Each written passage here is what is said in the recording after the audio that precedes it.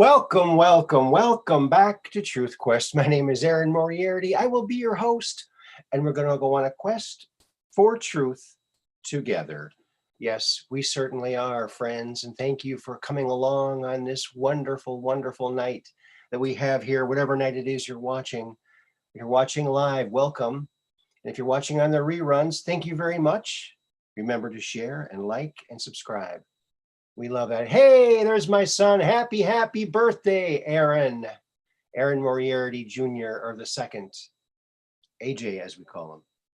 Very good to see you, buddy. Yes, we have some interesting things to talk about, and it's my son's birthday. He's 31 today. How do you like that? 31. Yeah, that's pretty old for a kid. Hello, Catherine Weiss. Welcome to the program. Good to see you here, a good friend of the program. And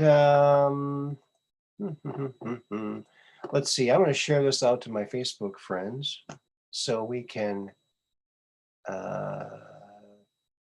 get some of our friends on Facebook to watch it. That sounds like fun, doesn't it? Hope you're all having a swell time. We had a kind of a mild day today up here.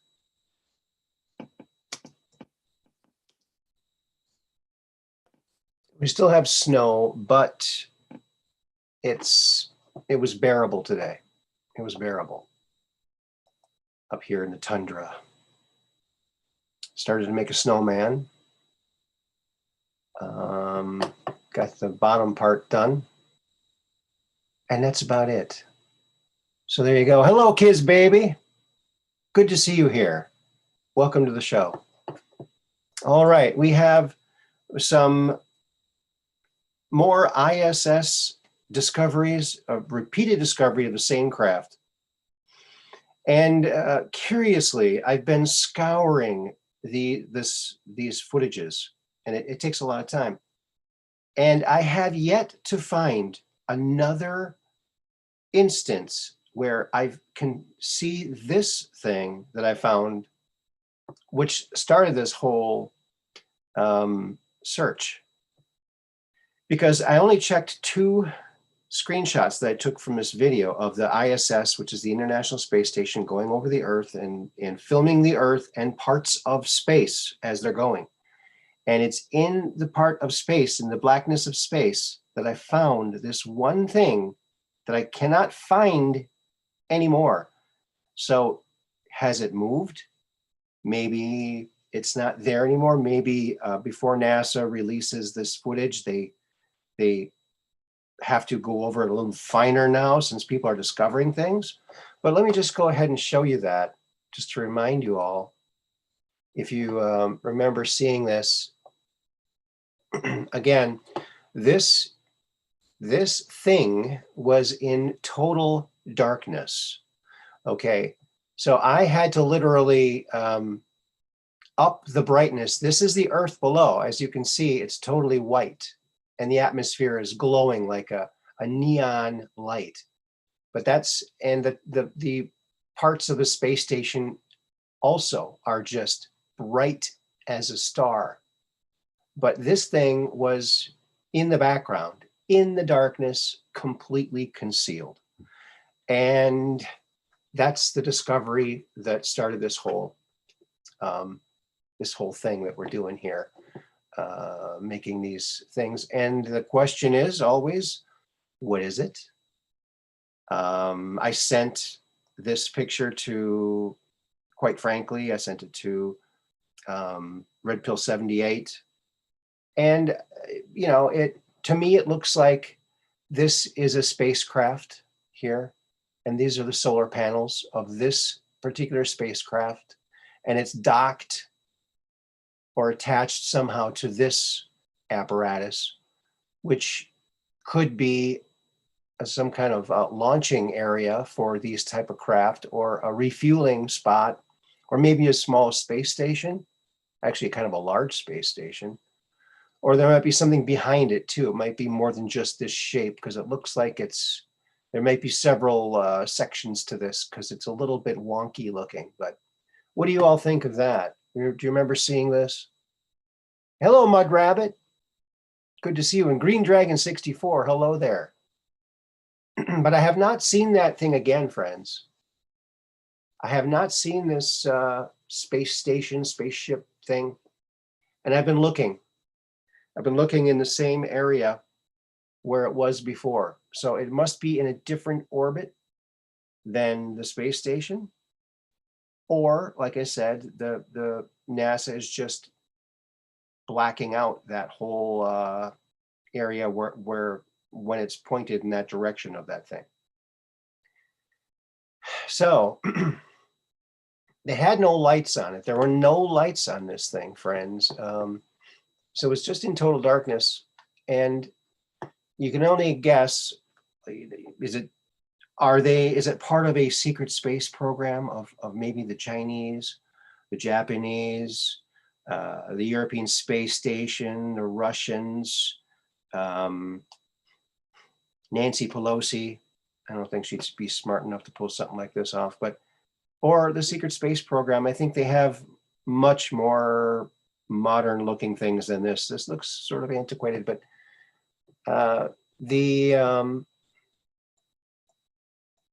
oops, is this showing up? Yeah, I hope it's showing up. Yeah, it is. So no, I don't need to do that.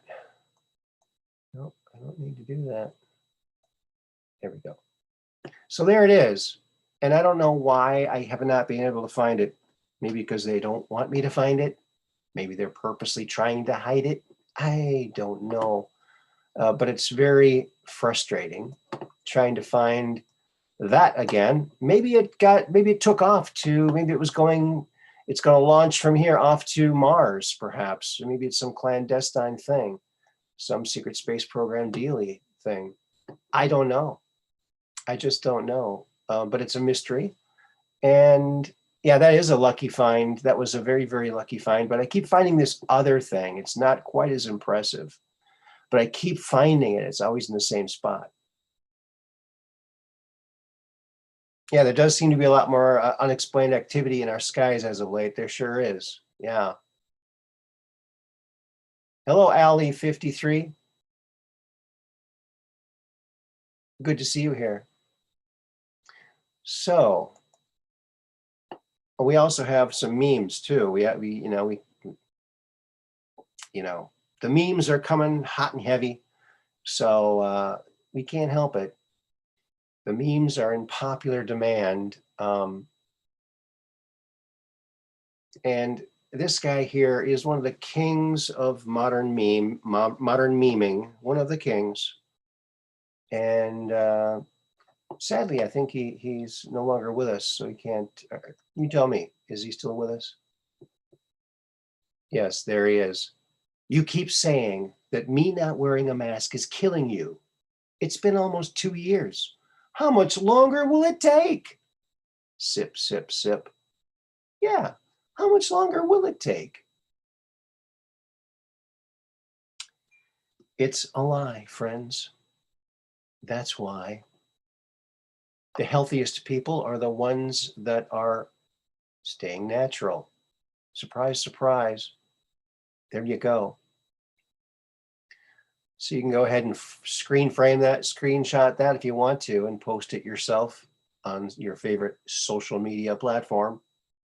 And there you go. It's a nice meme for you. And Gene Wilder, he's just great at these.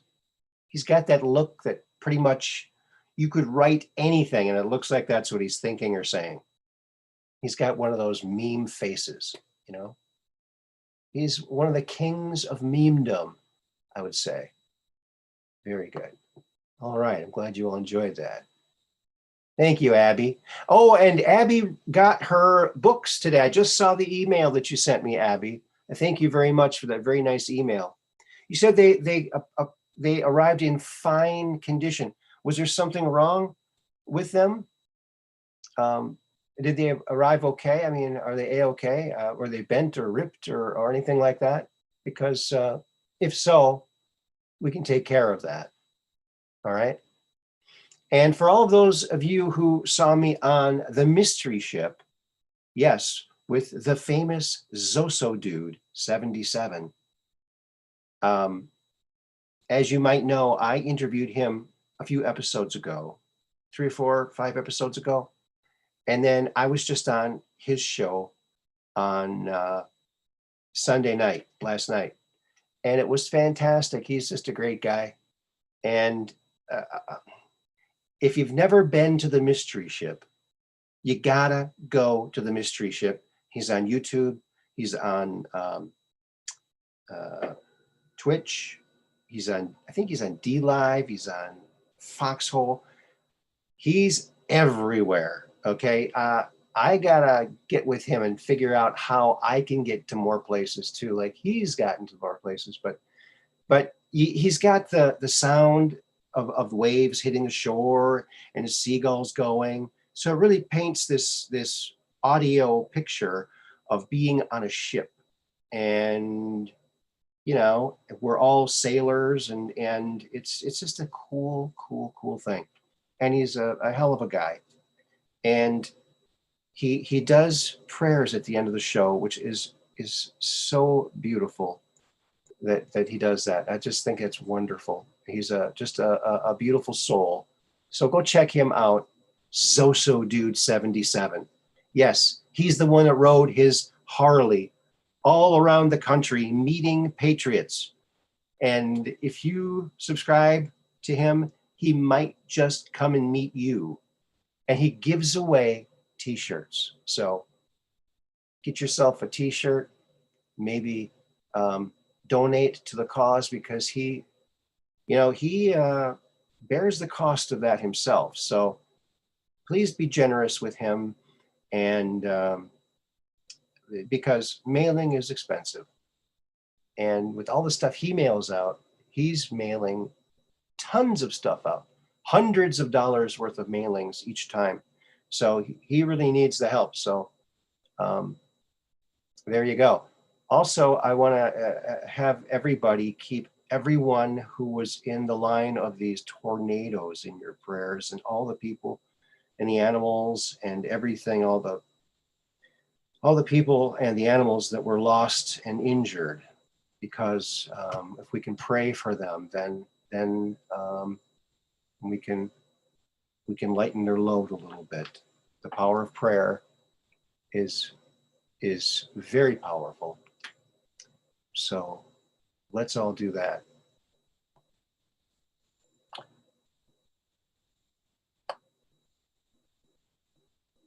So yes. You know, I saw this picture, friends, and I just think it's very cool. You know, we think we're so automated nowadays, right? There's this company on the intranet that sells cars, and they have cars like they come down, they're all stacked together, and it all comes down, and they do it, you know, digitally. But they were just copying something that already has been there. And that is, look at this. Look at that. Look at those beautiful cars. I mean, wow. I mean, what if you needed to get your car out, but it wasn't, I suppose that they go around, right? Around the whole thing. Wow, that's fantastic. What do you think of that, friends? Have you seen anything like that? Oh, thank you, Mud Rabbit.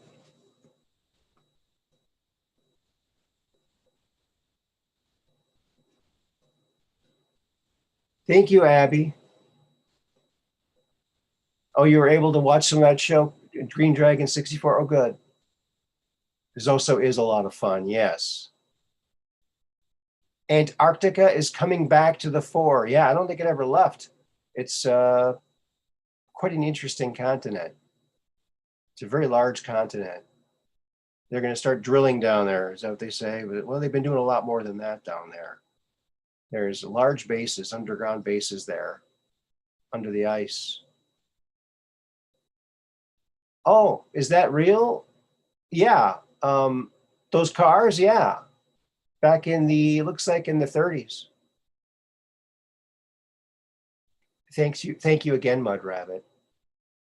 Look at that.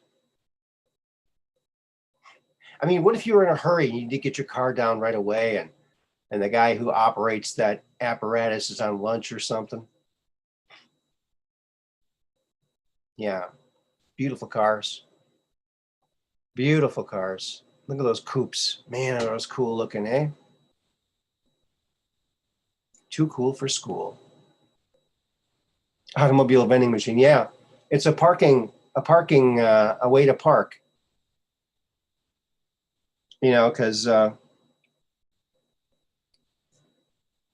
in the inner cities, when cars came about, there really wasn't a lot of, storage area for cars because they never existed before.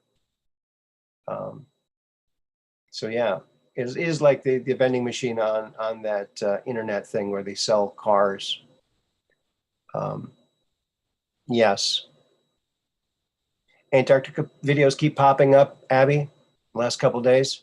Yeah, they're trying to distract. They're trying to distract, and this has been predicted by Corey Good that they are going to use kind of a whitewashed version of what they discovered in Antarctica under the ice as a diversion when the information becomes too heavy for the deep state, like when the Ghislaine Maxwell trial and all this stuff is coming out. The Patriots keep winning, and yeah, if the mobsters tried to make a getaway, they'd be in trouble. That's right. Yeah, that's enough of that one. I thought that was an interesting picture. It's amazing how much we don't really realize that we've done, as a people. All this technology that from the old days, that was really cool technology. But if we did it today, we'd think, oh, wow, it's because we're so advanced. Well, we've been advanced for quite a long time. Yeah. So I got another meme here for you, friends. I think you're going to like this one. We like to look at history here. And here's a little history for you. During the Nuremberg trials, even the media was prosecuted and put to death for lying to the public. Okay? So there you go. Think about that. All these media heads that have been lying for years, decades, in fact, lying and covering up crimes and lying to the public. It's punishable, very punishable. So there you go. So if you're in the media and you've been one of these lying media people, I might suggest quitting and being a volunteer somewhere, or just turn your life over and start doing something good. Maybe you can, I don't know, you probably still get caught, but at least it might look good for you. Yeah. So that's part of history. And we know that, oh, thank you very much, Catherine Weiss. Oh my goodness. Thank you for the super chat. Oh my gosh, that's fantastic. Thank you very, very much. Oh, I'm going to like this one. I'm number 14. So when you like the show, that's the number you get. And it's, hey, I'm number 15 and it's 115. That's the episode number. Think about that. Well, thank you very much, Catherine Weiss. That's awesome. Good friend of the program. And Peggy Dancer is in the house. Hello, Peggy Dancer. And she's clapping. I'll clap. Gotta clap too. There you go. Yeah. There you have it. Let's see. I gotta bring this down here a little bit. Got to bring that down. There we go. So there you are. That's part of the true history of our nation. We should never forget our history. If we forget our history, we're history. We will be history if we forget our history. Don't let them sweep the history under the rug, folks. We need to keep every statue that's up. We need to protect the statues and stop these idiots, because if you let them take down the statues, you know what they're going to do? They're going to put up a statue of like the drag queen story hour or something like that. No, no, no, it has to stop. It's nonsense. It's nonsense on purpose, and it's evil. So we need to stand together and stand up and protect our historical works of art. These sculptures are not only historic, they're works of art. Respect art. Don't destroy art because your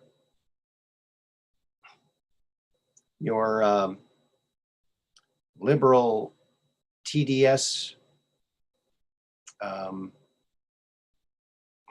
affected professor tells you to. Don't do it. Don't do it. Don't be the foot soldiers for the Satanists. Don't. And it's not a left-right thing. And my friend Mike, the fireman, called me up right before the show, and he said that he's been seeing a lot of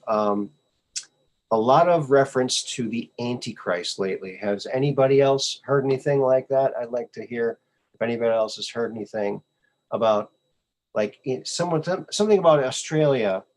Some people in Australia who are in charge of things are wanting to bring about the Antichrist because things aren't going fast enough for these evil people. So, we need to stand together, stand up to the lockdowns, stand up for our rights. Be firm when you tell them, look, the reason you can't see my mask is because I'm wearing the Invisimask. Now stand aside and let me shop. I got the Invisimask on. It's way better than the mask you're wearing. It's state of the art. Trust the science. Trust the science. Because to fight something that's invisible, you need an invisible mask. Obviously. So much evil is coming to the surface. Yeah, that's what happens, it's like when you put the hydrogen peroxide on a sore, it bubbles and all this stuff comes out. That's what's happening. It's like we turned the lights on. We shined our light, and the cockroaches are running. That's how powerful our light is. They're nervous and they're scared. They're scared. Just listen to X22. X22 report. Dave. He's great. He covers a lot. And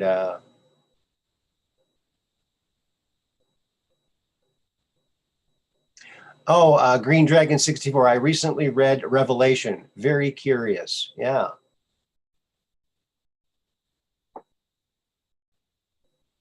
Can the Antitrust. That's right, Allie. It's always been there. It's in the open now because they are desperate. That's right, Mud Rabbit. I want to thank everybody in the chat. You guys rock. You guys are like my best friends, and you guys rock. You guys. That's right. You do. And for now, friends, for something completely different.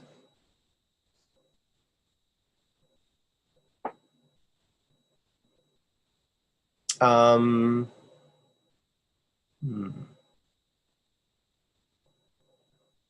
think this is a good one. I always liked Charles Schultz's art. Peanuts. Look at that. Do you trust Dr. Fauci, Snoopy? Dr. Fauci tortured my father to death. Yeah. That gets right to the point, doesn't it? Yeah. Who would ever trust that guy after what he did to beagles? Some of the nicest, most docile, friendly animals you could ever want to meet. Just like Snoopy. So, Dr. Fauci, you need to like turn yourself in. And I think we should probably like put him in a dog kennel for a while, like for like a long time. I think that'd be pretty good. You know, an eye for an eye, a tooth for a tooth. Isn't that something they say? Okay, so, maybe what he did can be done to him. Maybe that could be the punishment. The punishment has to fit the crime. And this guy is a criminal. All the millions of people he's maimed and killed, not only recently in this latest scamdemic, but also back in the AIDS days when his drug remdesivir, which he gets money from, I believe, killed lots of people. It's a horrible drug, doesn't work, it just kills people. And this is my opinion. Yeah, it's, yeah, don't let them give that stuff to you, folks. Ivermectin works. A guy came out of a coma. He was in a coma. They gave him ivermectin. Boom, he pops out. It's a miracle drug. Okay, they should never. And now they're. I watched X-22. The post office, the FDA is trying to have the post office hold any ivermectin that's being mailed. Now this is just so evil. It's not like ivermectin is some kind of new drug that is dangerous. No, but on the contrary, it's a Nobel Prize winning discovery, and it saved millions of lives. I think millions, and it's a miraculous thing. So, yeah, you can't give a guy a Nobel Prize for discovering something and then later tell the post office not to deliver it. That's criminal. That is, and that reminds me of is the Nuremberg. And that's got to be some kind of Nuremberg thing too, right? Yeah, yeah. It's let me check the chat here and see what we're doing here. Oh, oh, oh.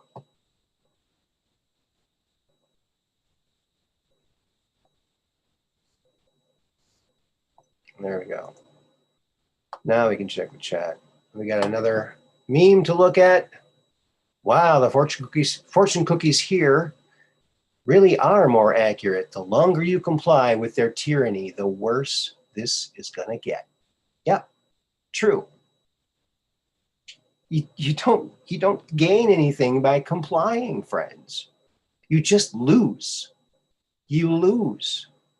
You have to stand up for your rights. Stand up to the lockdown. Stand up for your rights. Stand up for your children. Stand up for yourself, for your country, for what's right. All right? Don't comply. Complying's for wussies.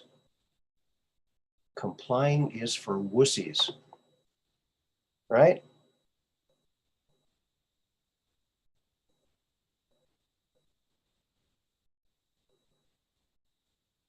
Oh, wow, Dark Brain. Hello, Dark Brain. It's true. I saw a post of a letter that someone received in Larry, New Mexico. It said the post office customs confiscated ivermectin. They are checking mail from India and impounding it. I mean, this is criminal. This is absolutely criminal. These people, you know what? If you live in that town in New Mexico, call your sheriff and have those people arrested. That is not right.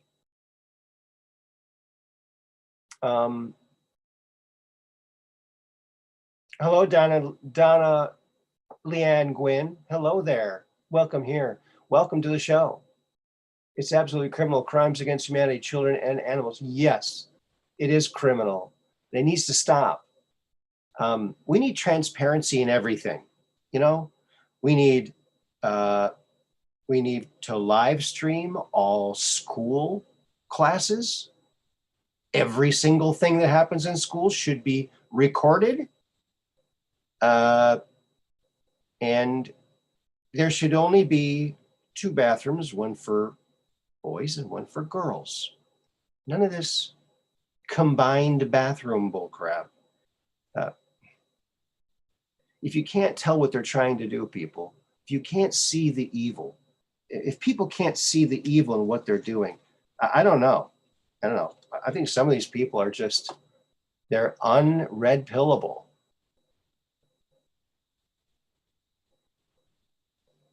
Michael Jacko said they're intercepting mail with Iver. Yeah.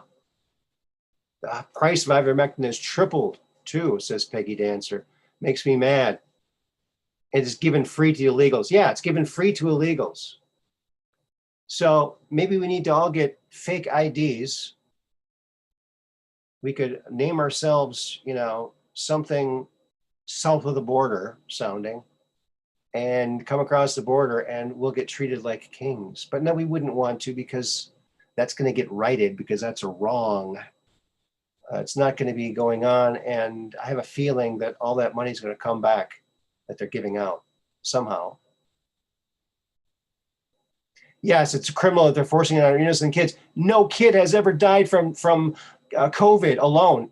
Any deaths were comorbidities. The death rate is 0 for children. There's no way they should ever be able to. I saw a video today. It was heart-wrenching. It was this woman, and she was very upset. And she was talking about the conversation she had with her husband, and how she didn't want to get the what, but he did. She begged him not to. He said, there's nothing wrong with it. Millions of people are getting it and they're all fine. She said, please don't get it. He went and got it before he needed to, before it was mandated. I mean, that was coming down the pike, but he did it before. An hour or 2 after the first injection, he got a headache. He went home, went to bed, headache wouldn't go away. His wife kept, bringing him water and making him comfortable. He said, no worries, just to have a headache. At 4:30, she went to go check on him, and he was blue and dead with one arm off the bed. And she was brought to tears and angered by someone who just put her hands on her hips and said, well, I just don't understand why everyone just doesn't give up an arm for the jab. Well, her message is, think about the feelings of other people that might have just lost someone who did. Think about that. And she was very upset. And I don't blame her, because her husband was taken by science, this fake science that relies on media bullying. Oh, man. Zoinks. I got to unwind a little bit, baby. Yeah, that poor woman. And everybody, my dad died from a blood clot in the lung.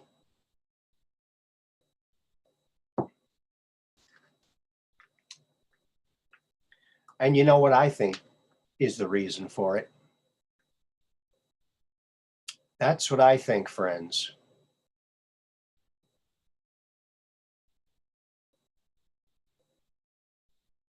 Yes, it's very evil. But so many people are waking up. And the reason that the evil has been going on for so long, decades, hundreds, thousands of years, is because the general public was kept in the dark. Because the controllers have been controlling the newspapers, the radio programming, the TV programming, everything. Now we have the intranet. We can talk. And we can talk and we can exchange ideas that aren't being talked about on the mainstream, lamestream media. And I can't wait for Truth Social to come out, because I think that's going to be when the big dumps come. And that's when you're going to see attempts to take down the internet. But it's not going to work. I think they have a backup for that. Thank you, Donna, Leanne, Gwynn. Thank you very much. Yeah. It was about 5 months ago. Strong, strong, strong man.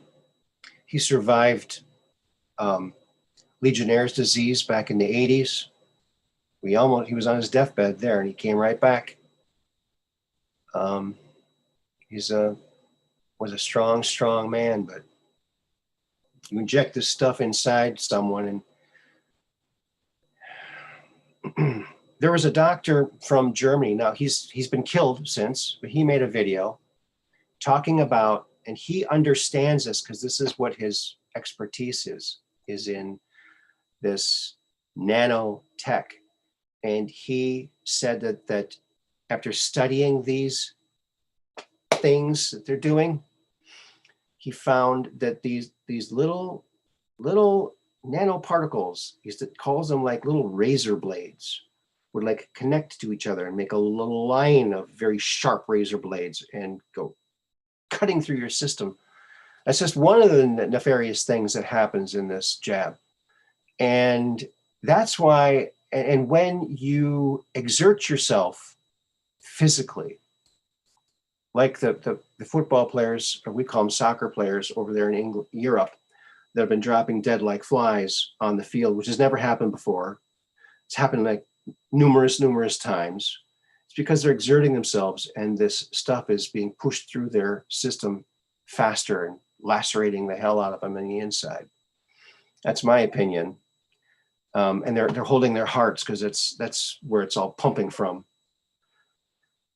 Myocarditis and all kinds of horrible things. And now the lamestream media is, new study shows that climate change could be responsible for myocarditis and all the things that those crazy conspiracy theorists say that the jab is causing. What? Oh yeah, the cold weather can cause heart attacks? Okay, how come it never happened before? Yeah, it's unbelievable, the lies that some people continue to soak up because they just don't look. They don't look, and a lot of people don't even have computers. They can't look up things. I feel very sorry for them. I feel very, very sorry for them. You know what, friends? I forgot to put the call in. So I'm going to put the call-in information up. Yeah. I got so emotionally enthralled or involved in that rant there. It's, but you know what? The good guys always win. Always win. The good guys always win. And they should know that, but I guess they don't. Oh, you know what? Okay. Here's the one tap mobile too stuff. Okay, I forgot that. It's just like me. I'm kind of like Zoso dude, you know. We're kind of we're actually pretty close in age.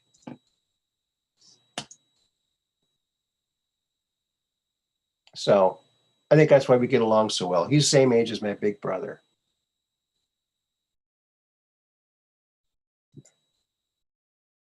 Good always wins. Yes, Donna. Good always wins. It might take a while, but remember, he who laughs last laughs the best. I love that quote. He who laughs last laughs the best. So they might be laughing now, but when we get our turn to laugh, they're not going to be laughing, because we're going to laugh the best, because we got truth on our side, and we have the ability to discern truth. We have the ability to, when we hear stuff spewed either by the news or by the automatons that listen to the news, we know it's fake, phony, and false. And that's a direct quote from my friend Dave over at X22 Report. Fake, phony, and false. That is just, that's his term. I love it. I think it just sums up the whole narrative that we've been living through for who knows how long, right? Yes, their laughter will turn into wails of agony. That's right, Donna. That's right. That is so right.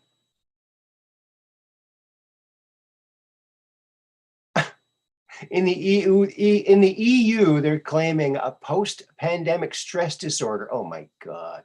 For the huge rise in heart attacks. Oh yeah. And heart failure of the general populace, and athletes keeling over, dead. Yeah, such lies. Yeah. We need to call them out.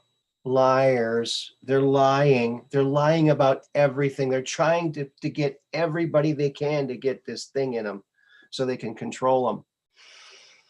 It's just sad. Oh, you know something else, friends? You know, have you seen this article that's going around? This story about the Pope,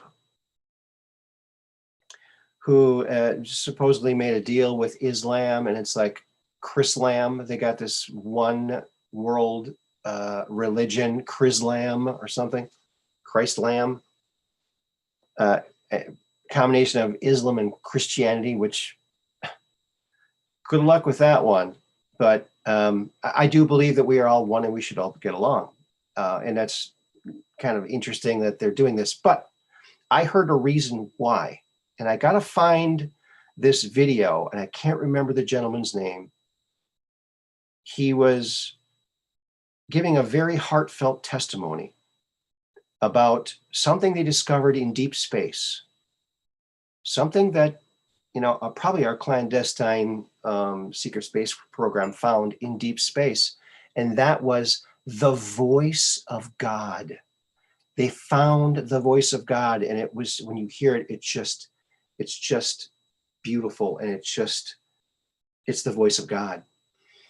And what they did with the voice of God was they took the voice of God and they altered it.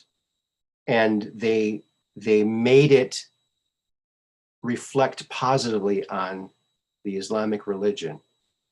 And they showed that to the Pope. And he was mesmerized by it, because it's the voice of God, but it's been altered, because it's been tweaked to make it seem like Islam is the way. And they tricked him. And that's why that this is happening, folks. It's all part of the deep state's plan to bend everything, take everything, and pollute everything. Anything that's natural, they subvert it.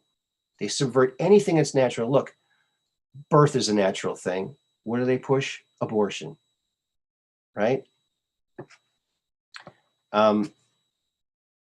Heterosexual couples are natural. What do they push? Gay couples. And being born a certain gender is natural. Of course, what do they push? Trans crap. And it's sick. It's really sick. We got to call it. It's Satanism. Okay. And also, wearing a mask and standing 6 feet apart is a satanic ritual. It's well documented. So I don't partake in that. I just don't. Yeah. We need to stand up. Stand up. 17 likes, 17 watching. I love that number. Oh, yeah. Seems like every time I look at it, it's 17. 17.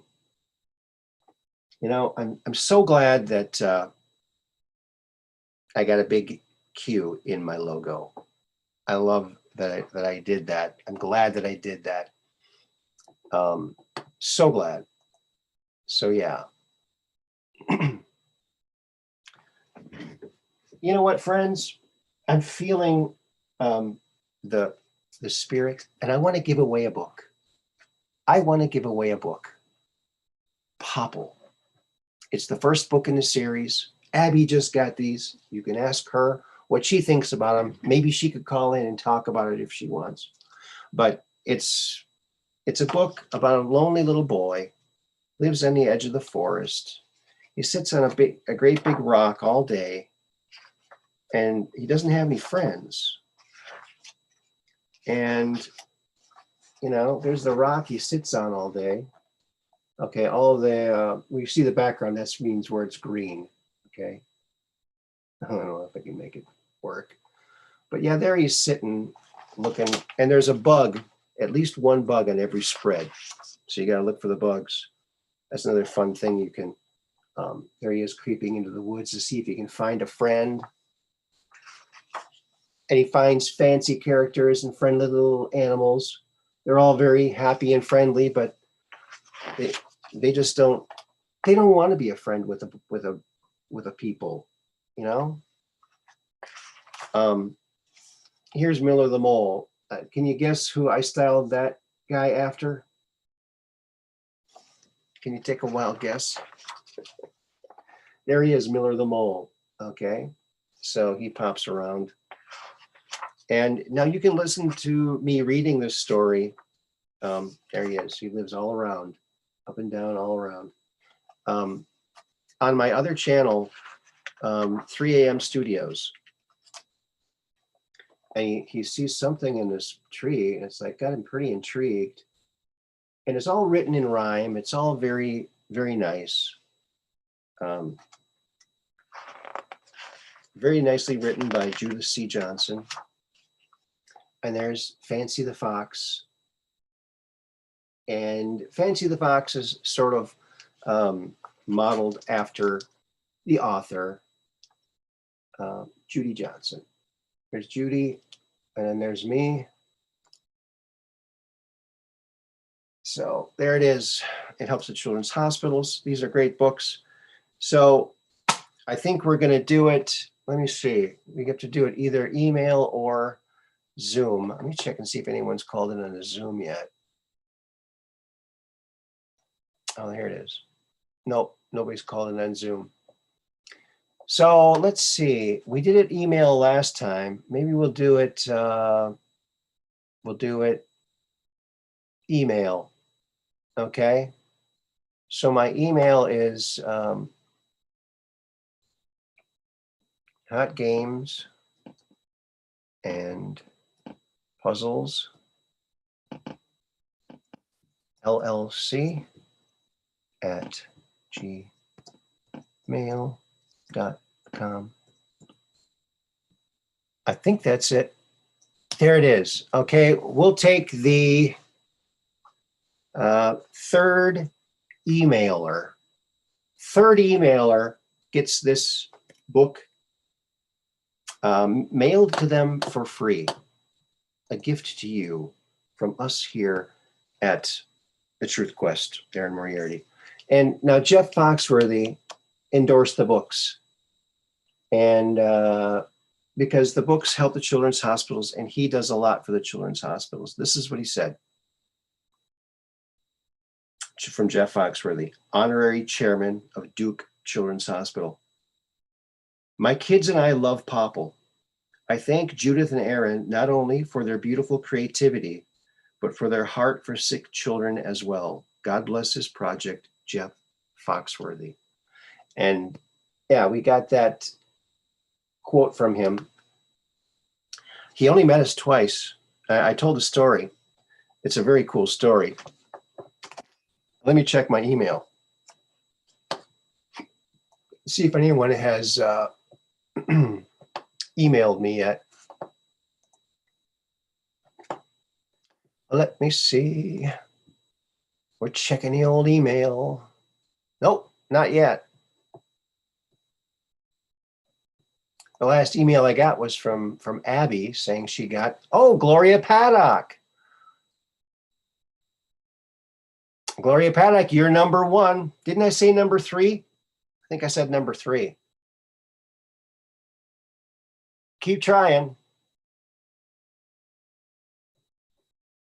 All right. So we got 1 so far. Gloria Paddock, she's the first one. We're looking for number 3. I should have like a fake ringing phone sound. Wouldn't that be cool? All right. Watching that. Keeping a little eye on that. Let's see the chat here. Hello, Q Trendsetter. Glad to see you here. Awesome. Oh, you know what? I got an awesome meme I want to show you, friends. I got to show you this one. It is so cool. I just love it. Love, love, love it. Oh, did I not open it yet? Oh, no. It's not open. Oh, boy. Okay. While I open the other one, I want to show you this too. This is pretty interesting. Again, going back to how advanced are we now? How advanced were we even in the recent past? Check this out.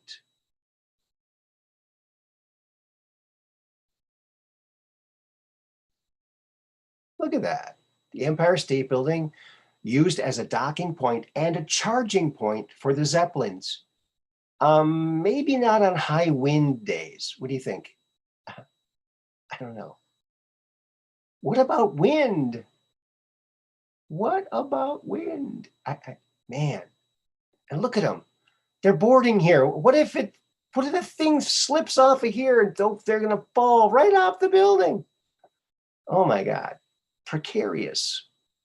I guess you can't be scared of heights. If you're going to go all the way to the top of this building to get on an explodable dirigible. Oh man.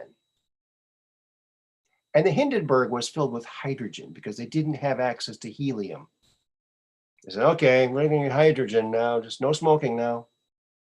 No, I said no smoking. Boom. That one guy didn't listen, did he? Something happened. But isn't that interesting? Look at that. Can you imagine? Can you imagine?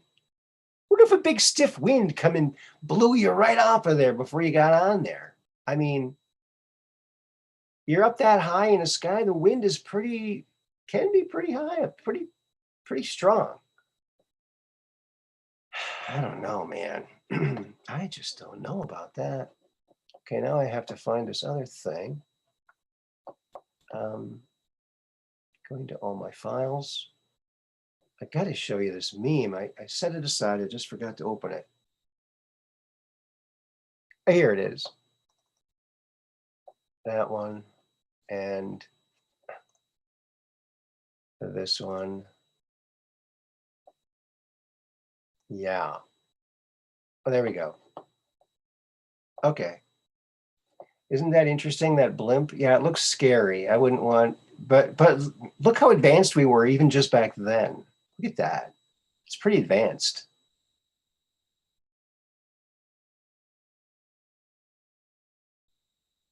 Abby, my great-grandfather was painting murals for a lot of these things back then. Oh, really? Like a mural inside the dirigible or on the outside of it? I'm going to check my email again, see if we got a winner. Do we have a winner? Oh.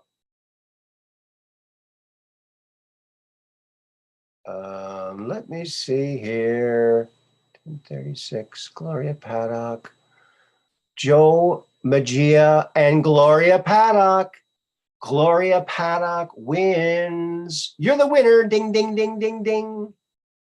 You know, I do have a bell, but I don't want to copy him. Ringy, dingy, dingy.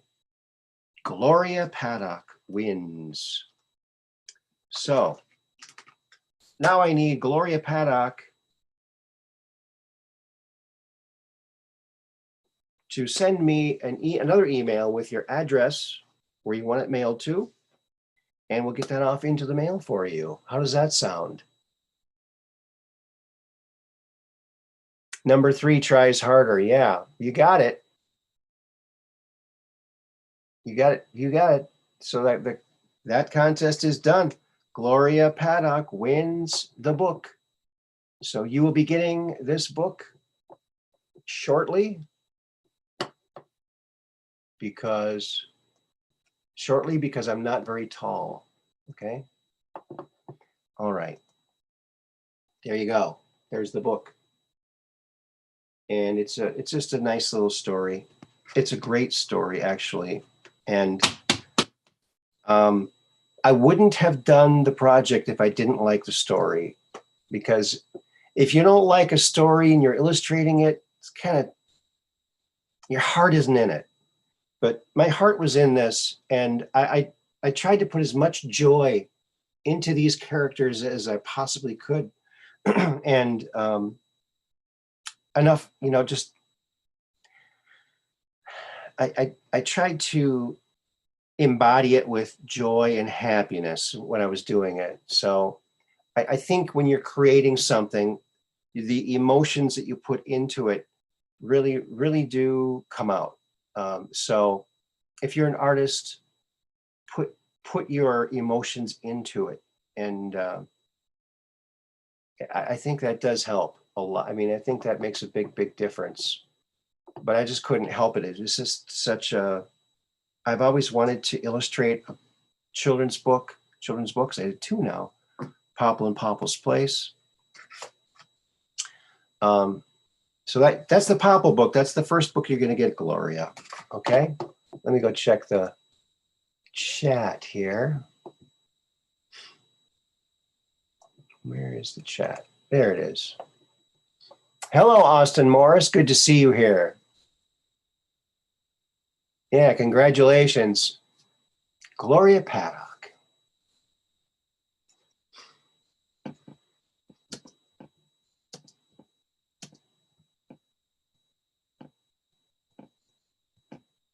So there you go. Way to go. Q Trendsetter. Border Patrol and Homeland Security have blimps still in service along the border. They have one near Laredo, Texas, where I lived for 25 years. Oh, really? That's cool. What about wind, though? Do they have anchors? You drop an anchor if it gets too windy? Then you just kind of go in circles for a while? I don't know. It seems like high wind. Well, I don't know.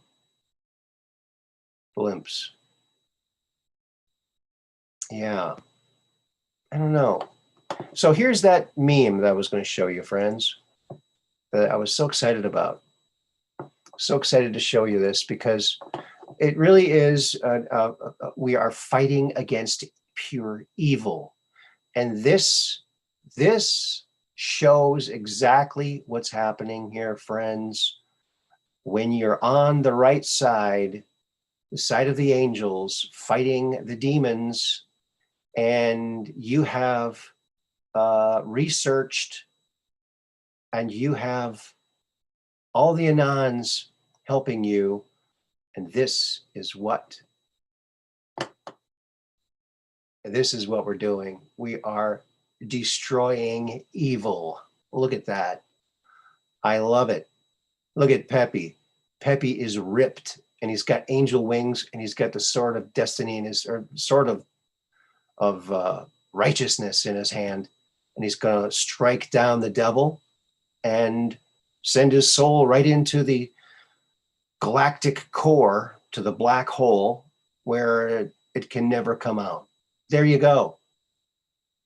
He's got the full armor of God on, and he's just, look at, the devil is cowering. He has nothing to do. He can't fight it. He's burning in his own hell. Look at that.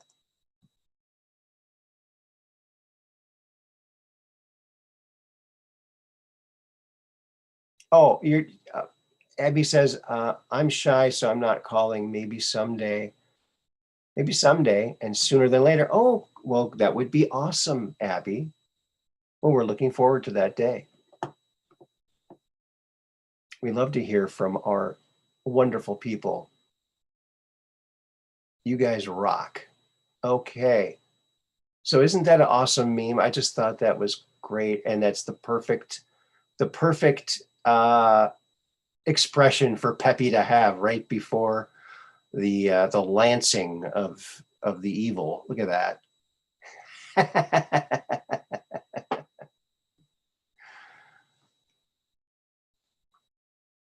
Oh, you want a t-shirt of that? Well, that's somebody else's art, and I really can't take somebody else's art and make a t-shirt out of it.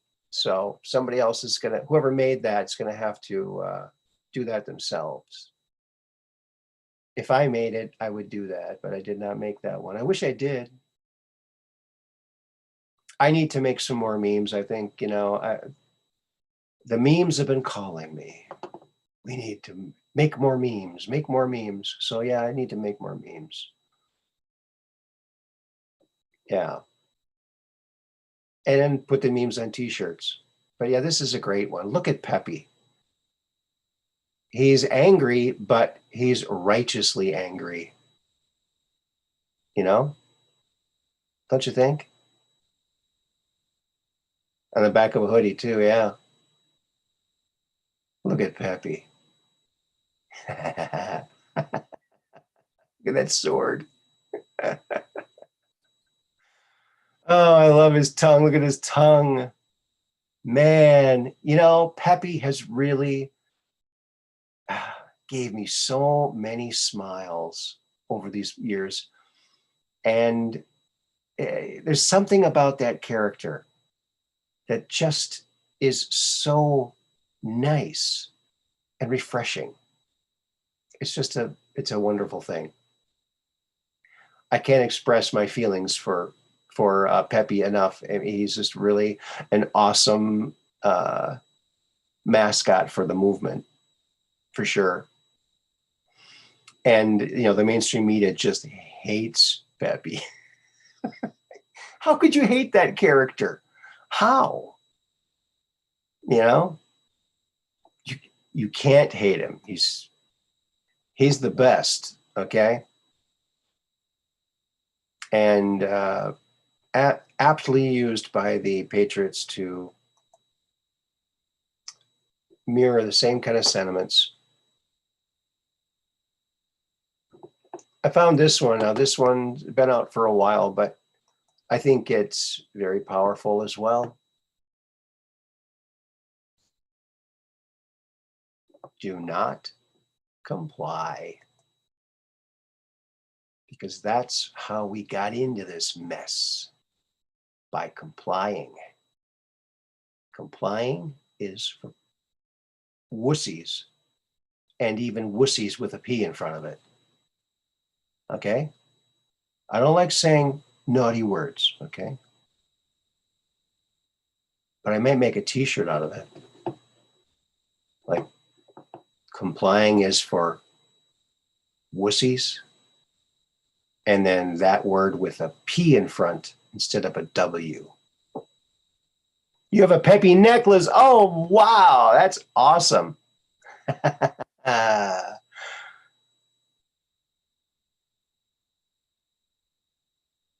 Presidento Trumpo, yeah. Send one to Presidento Trumpo, yeah, that is cool. That's what Tron calls him. That's cool. Yeah, because there's that, I think there's a Twitter account, Donald Trumpo, right? So funny. Oh, man.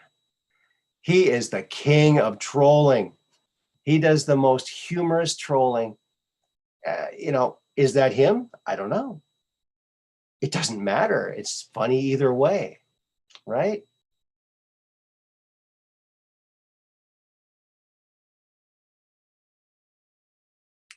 In the armor of God, the sword is a sword of the Spirit, which is the word of God.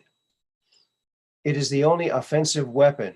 The others are defensive. Jesus is the word made flesh. Thus, he is the sword. Gotcha.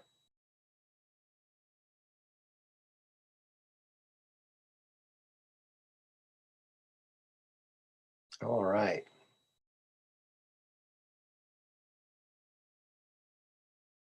Right, that's right. I comply, so this will end. It's because you comply, this will never end. That's right, Dark Brain. That's another good one.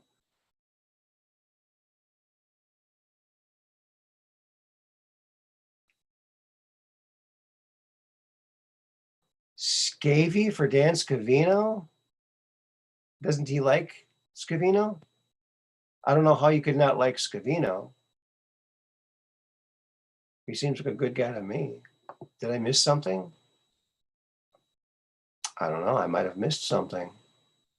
I might very well have missed something. Yeah, possibly. Very possibly. Okay. All righty then. And so, friends, let's see.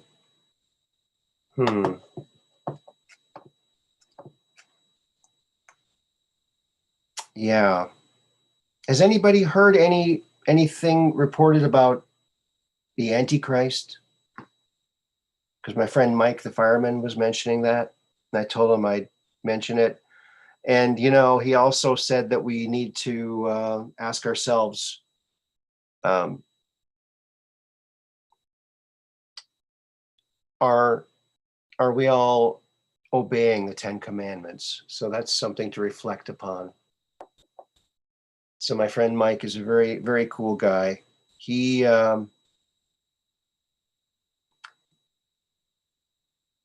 joined the NRA after he saw what happened when the Australians lost their ability to own guns. That was a warning sign to him, and that's when he joined the NRA, became a lifetime member. And so we don't want that to happen here, friends. So we need to hang on to what we got. Hang on to what we got. And the Constitution was written for a reason, and we need to respect the Constitution and not these mandates and bullcrap that they're pushing. Right? That's right.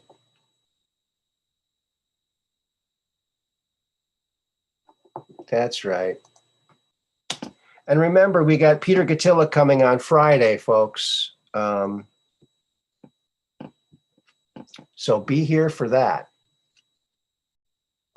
Be here for that on Friday. Peter Gattila. We go on after Red Pill. And that's going to be great. Of course, he's the author of Contact with Beings of Light,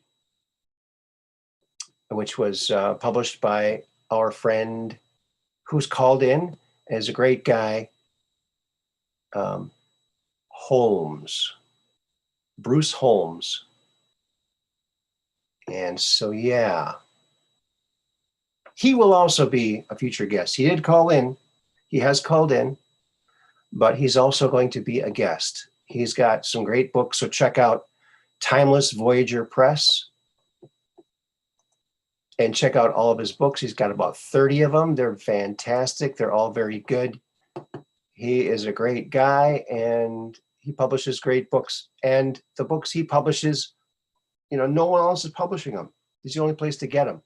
So kudos to him for doing that and making that available to all of us to see some truth, some greater truth. Oh, Gloria Paddock, I agree with you 100%. Thank you very much.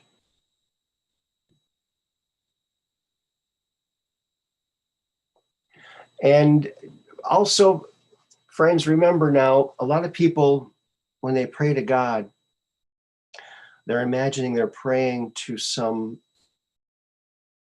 majestic being out in the ether somewhere. But God's inside you. You don't have to pray outwardly. You pray inwardly, and it's all inside you. and the whole universe is inside you. We are the embodiment of all that's good, bad, and everything. So it's it's a great honor to be in the world of the living and to be remembered as a good person by doing good things, no matter what your beliefs are. So yeah. And prayer is very, very powerful, very powerful. So we need to stand together. And when we see something not right, stand up and help our fellow man and fellow woman get through what they're getting through. And to do that, to do it. Okay, now I want to show you folks, here's this other thing I keep seeing in those ISS, in that ISS footage, okay? Uh-oh. Now I need to find it. Where is it? Gotta get rid of this. Gotta save that one. This. That. Where is it? Okay. Oh, there it is. Okay, got it. I needed to find it so I could do this to it. Oh, it's already been done to it. It's already been, but you see this here, this right here? All right. I am going to save that. And then we're going to pump it up again and see what we get. All right. So I'm going to save it. And then reopen it. And then we can do what we just did and make it brighter and see if we can't coax out that image a little bit more. So here we go. We got it up again. So here we go. Now this is that ship at an angle that I keep finding in the same spot. Maybe they can't move that one. It's locked in the same orbit, obviously, as the ISS. There we go. See that? Oh, that's our friend Maxwell Smart. Hello, Max. Hello. How are you doing today? Well, my phone's about ready to die. I need to plug it in here. Oh, wait a minute. Just giving a shout out before I go out and feed my dog and see how things are going. Oh, this is Mike. Yes. Oh, this is Mike.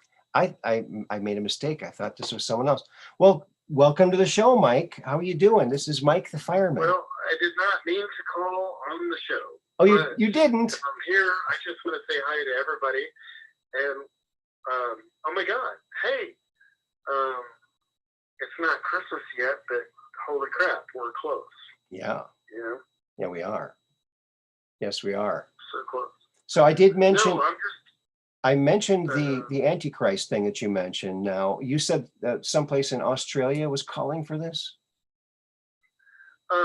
I think so. I'm not 100% sure. Okay. I think Amwino had part of that deal on there, and I think most of the oppression has been in Australia, and yeah. I think some of these leaders were in that realm. Okay. They're being very brazen right now. Yeah. It's evil is showing itself full force right now. Yeah. And oh my God, I feel so sorry for the people over there, and I really hope they can just back each other up and just like, hey, we're not down for this, and just back each other up. That's all I'm hoping for. Yeah. You know. Yes. And now you've got an interesting perspective because you've been a hunter trapper and you study the animals, and now you've seen how the deep state's been studying us the same way. Isn't that right?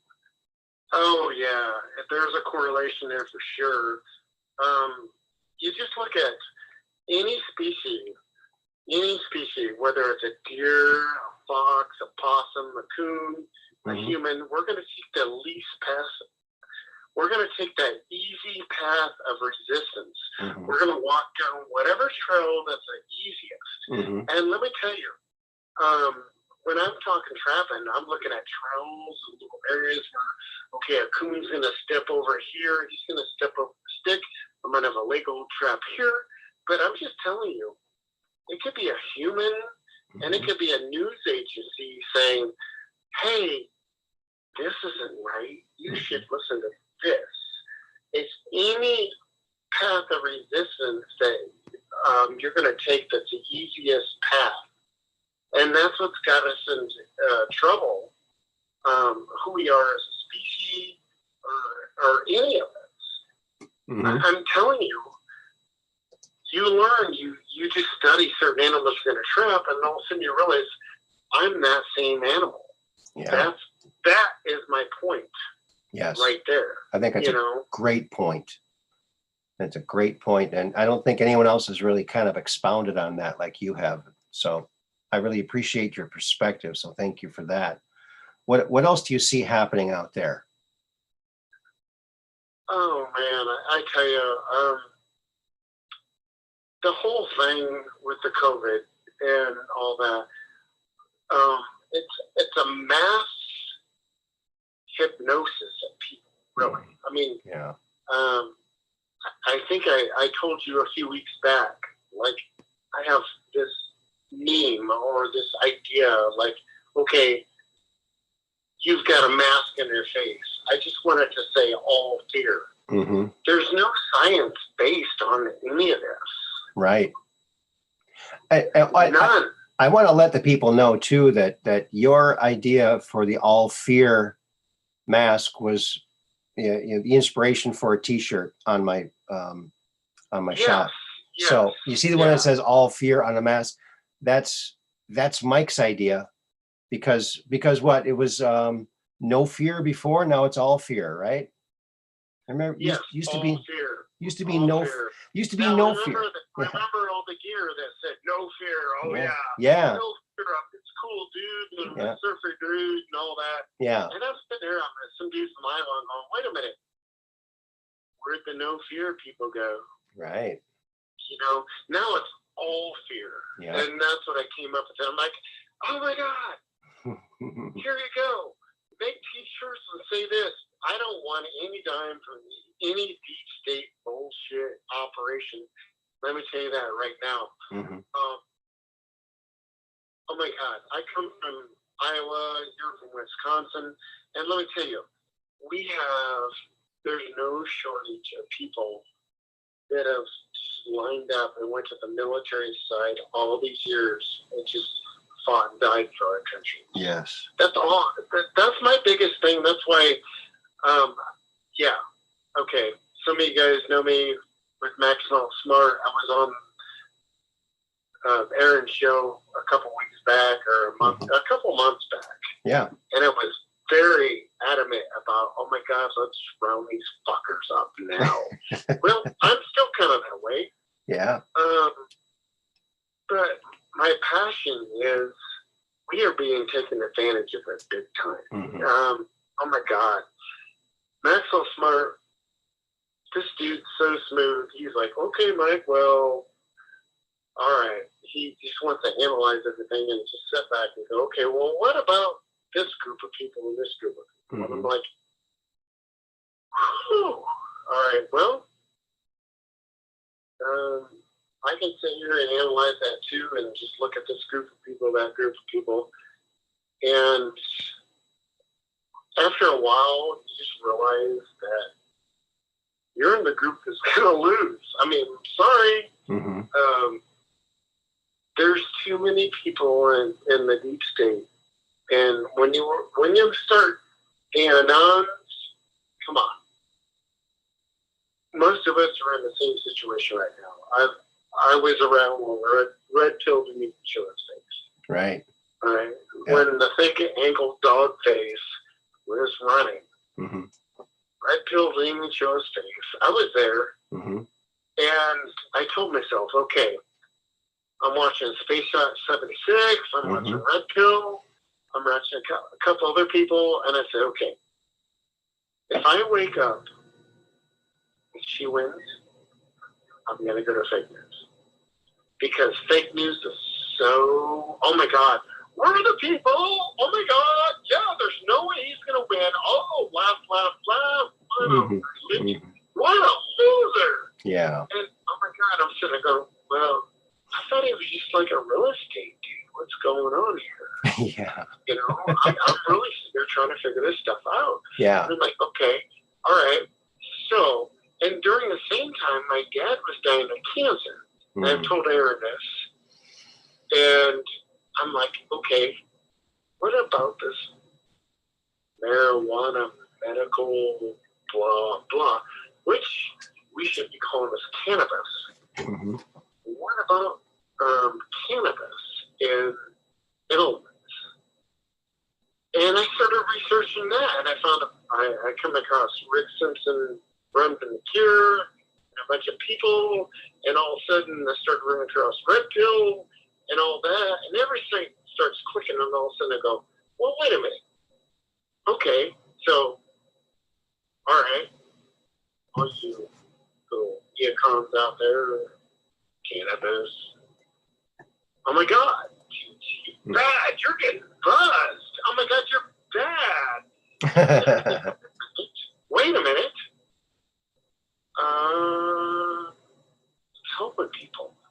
Quit it. This is helping people. Mm-hmm. And why is it so bad? You know, and then you started playing off, and then all of a sudden you learned about the kids with teasers and all that, and oh my God! And then you learn Rick Simpson never in Canada, he didn't come out of the country, you know, and then he helped the kids with seizures and all that stuff. Guys, there's just too much to all this. Yeah. I mean, oh my God! And the neatest thing is when I found the Red Pill group, Thomas, Mm-hmm. and everybody, we were all relating with what was going on. Mm-hmm. And before that, we had nobody to relate with, you know. Mm-hmm. Right. And that was the best thing ever. And oh my God, you know. Yeah, it gives us I met strength. some Elvis impersonator dude, Tim Thomas on his group. And guys, trust me, this Elvis impersonator dude helped me out through time. And most of you can relate with the shit that we're going through now. Mm-hmm. Holy crap. Thank you so much. You're very welcome. Well, I've said it before, and I'll say it again. You are a hero, and thank you for your service. Because without firemen, it would be a horrible place. And that's not the only thing you've done. I'm not going to say anything more because I don't want to dox you. But he's a heroic American, people. He really cares about people, and he wants to help people. And he's doing a lot to help people. He's done a lot to help people. Let me just tell you, when I was younger on the fire service, that didn't mean that much to me. But as I started getting older, I realized, holy shit, Mm-hmm. this is getting harder and harder. This is not a young man, it's not an old man's game. It's a young man's game. Let me tell you, Mm-hmm. waking up at 2-something in the morning instantly, and then having to lift patients and do all that. I've had disc blowout. I've had all kinds of shit happen. And the big thing is, psychologically, it does fuck with you. I mean, but here's the thing. I work with such good people. Let me just tell you, I'm surrounded by such good people. I mean, I could just, I could just cry right now. And let me just tell you, hate me, love me, be who you want. The thing it boils down to is this country, and we're getting our ass handed to us by a foreign nation because of greed, politics, all kinds of stuff. Mm-hmm. Oh my God. And there's people in my shoes that don't even get it. This is the thing that makes it so hard. This is why our community is so good, is most people don't understand the pressure that you're under. Yes. They don't get it. No. They truly don't get that we have a good thing going for us. Mm-hmm. Oh my God. Here's the thing. I'm blessed to be able to help people and do the stuff I've done for a long time. Mm-hmm. But through some of the stuff we've been through in the last couple of years, I'm very proud of being the person I am. And it's getting hard to do the same things that I've been doing. Mm-hmm. Let me just tell you, this is not a young man's game. Right. And even when it is, when you have to wake up at 2 something in the morning, all of a sudden you're instantaneous on a scene. Mm-hmm. Most of your response in your zone, you're 5 minutes away somewhere in your district. You're 5 minutes away, and you're going to wake up at 2:30 in the morning. You're going to be spot on going. Wow. For whatever reason. It's probably a hurt pinky or something fucking stupid. Mm-hmm. But yeah, who are you to judge? Mm-hmm. You got to get your grip upon yourself and say, here's my thing. Mm-hmm. Am I going to judge somebody for what their thing is? I have education. I've learned a lot of stuff. Dude, you learn tons of things. You're working with people. Whether you're a volunteer or not, let me just tell you, a lot of people out there are volunteers. I was a volunteer for 9 years. I was on the scuba team. Mm-hmm. I dove in darkness. I dove in police situations where you needed evidence and all that. Wow. You know. Yes. Thank you. You wake up at 2:30 in the morning and you get a call. You got to go. Yeah. Wow. When you're a volunteer, you might have to be at work in the morning. How's that working your fucking brain? Yeah. Wow. If your employer's not going down with it. I mean, guys, there's so many thought processes and avenues to everything. Just be kind to everybody. That's all I'm going to say. Yeah. Our community that we got, let me just tell you, when I say our community, I've been around Aaron, Red Pill, Space Shot, all these people Mm-hmm. have been here for a long time. And let me just tell you, you just can't say their name and walk away. These are people that care. And let me just say, Aaron, last year, before I was even going through a divorce, helped me out a lot. Now I'm in this whole situation where I don't even have anybody at my home now, other than 2 dogs staring at me. And guys, no matter how tough you are, shit's just weird. I'm just going to tell you that right now. Yeah. And I just thank God I got a guy named Aaron I can call whenever I want. And this guy will answer the phone. Thank you. You're welcome. That's so good. You're welcome. You're very welcome, man. It's the least I can do for a hero like you, man. And I know you don't like to hear people say that, but you are, but as hard as your job is, and as much of the things that you've been put through, it must give you a certain amount of immense joy when you're not going on a call and say you're bringing the fire truck to, say, a school, or have kids come and go aboard. That must be a very cool thing. It's kind of a controlled thing to the time. when you're young and you're first on the job, you get all these great stories and all that. And as you get a little bit older, you just kind of start safeguarding. You don't say anything anymore. Yeah. And a lot of it just to safeguard some of the stuff. And last year, had a tough call. It's usually the kids, when they have the tough call thing. And one of the parents pulled out of the driveway and backed over their daughter. Oh my God. We couldn't quite help her. We tried. We went through motions. Oh. And I had the mom standing in front of me, and she's in this, think about the state that you might be in, where you're in this non-reality state, like what's going on. Oh my God. The cops are showing up, the fire department's showing up. There's blood everywhere. She's covered in blood. Oh my she's God. looking at me going, she's trying to just say something that makes sense. And I'm just trying to come back with her something. I can't say everything's going to be okay, because it's not. Right. Oh my God. Oh my God. Oh. See? So. Wow. Just one of those that you just gotta. Wow.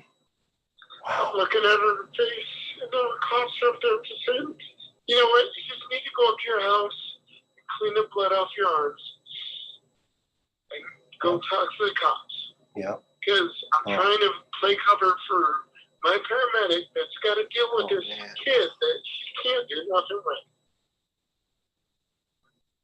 The blood's everywhere, and there's nothing to do. Oh my God. Oh, I'm so sorry that horrible thing happened. I'm so sorry that you had to see that. But I'm so glad that a hero like you was there for those people. That was me for like 2 months. Usually I can get over some shit, I'm pretty fucking tough, Yeah. And I could tell it messed with the cops and everybody. But when the mom's looking at you and she's got her blood flinging off her arms, and they just ran over their own daughter. Oh my God. Oh my God. Sorry, but this doesn't go over always that well, I totally understand. Oh my gosh. Man, everyone in the chat is giving you a big hug, and the prayers are going on. Oh, Mike, my heart breaks. Mud Rabbit says, breaks my heart. Prayers with you, Peggy Dancer at Mike, crying, praying. I appreciate everybody. You know what? I appreciate it. And I just wish when you see somebody and you see their eyes, you want to tell the mom, and you want to tell them it's okay, and you can't. And there's nothing there you can say. Wow. It's like when you're at that funeral where we are all there, and you can't say that. There's nothing to say. Sometimes that's what we're up against, and that one dealt with me for quite some time. But just let me tell you, that's why it's good to have a community and people that you can talk with. And thank you for everything. You've just been the person that you've been for me. You're an important person in my life. That's all I'm going to say. And everybody out there, this guy right here is an important person in my life. Well, I met him through Thomas in True Reporting. I tried to listen to Thomas earlier, and it didn't go through. Usually when I try to listen to Thomas, sometimes it doesn't go through. But anyway, Aaron, thank you. That's my big thing. Thank you.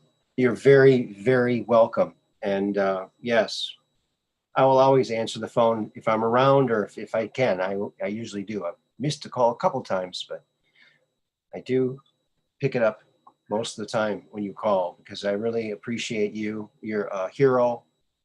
And everybody, if you know someone who's a volunteer fireman or an EMS or a policeman, really, you just really have to give them a hug next time you see them and thank them for their service, because these guys go through hell. They go through hell, and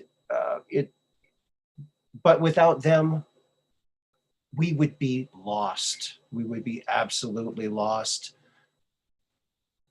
And Mike, I mean, you and all your people, you hang out at the station and you're on call, and at any moment you could be off to somewhere. You don't know what it's going to be. And boy, I just, hats off to you, man. I'm just really. You know, And a lot of times it's not even that dramatic. It's just the small, mundane things. Like, my territory, I got a lot of rest homes, and it's just the small, mundane things too that can drag it down. mm-hmm. But it's having a good group of people that you're around, and like I said, the whole thing is this whole world that we're in right now.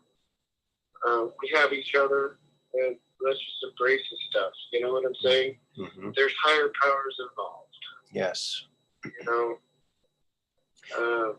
I am so blessed to be in the community, and let me just tell you,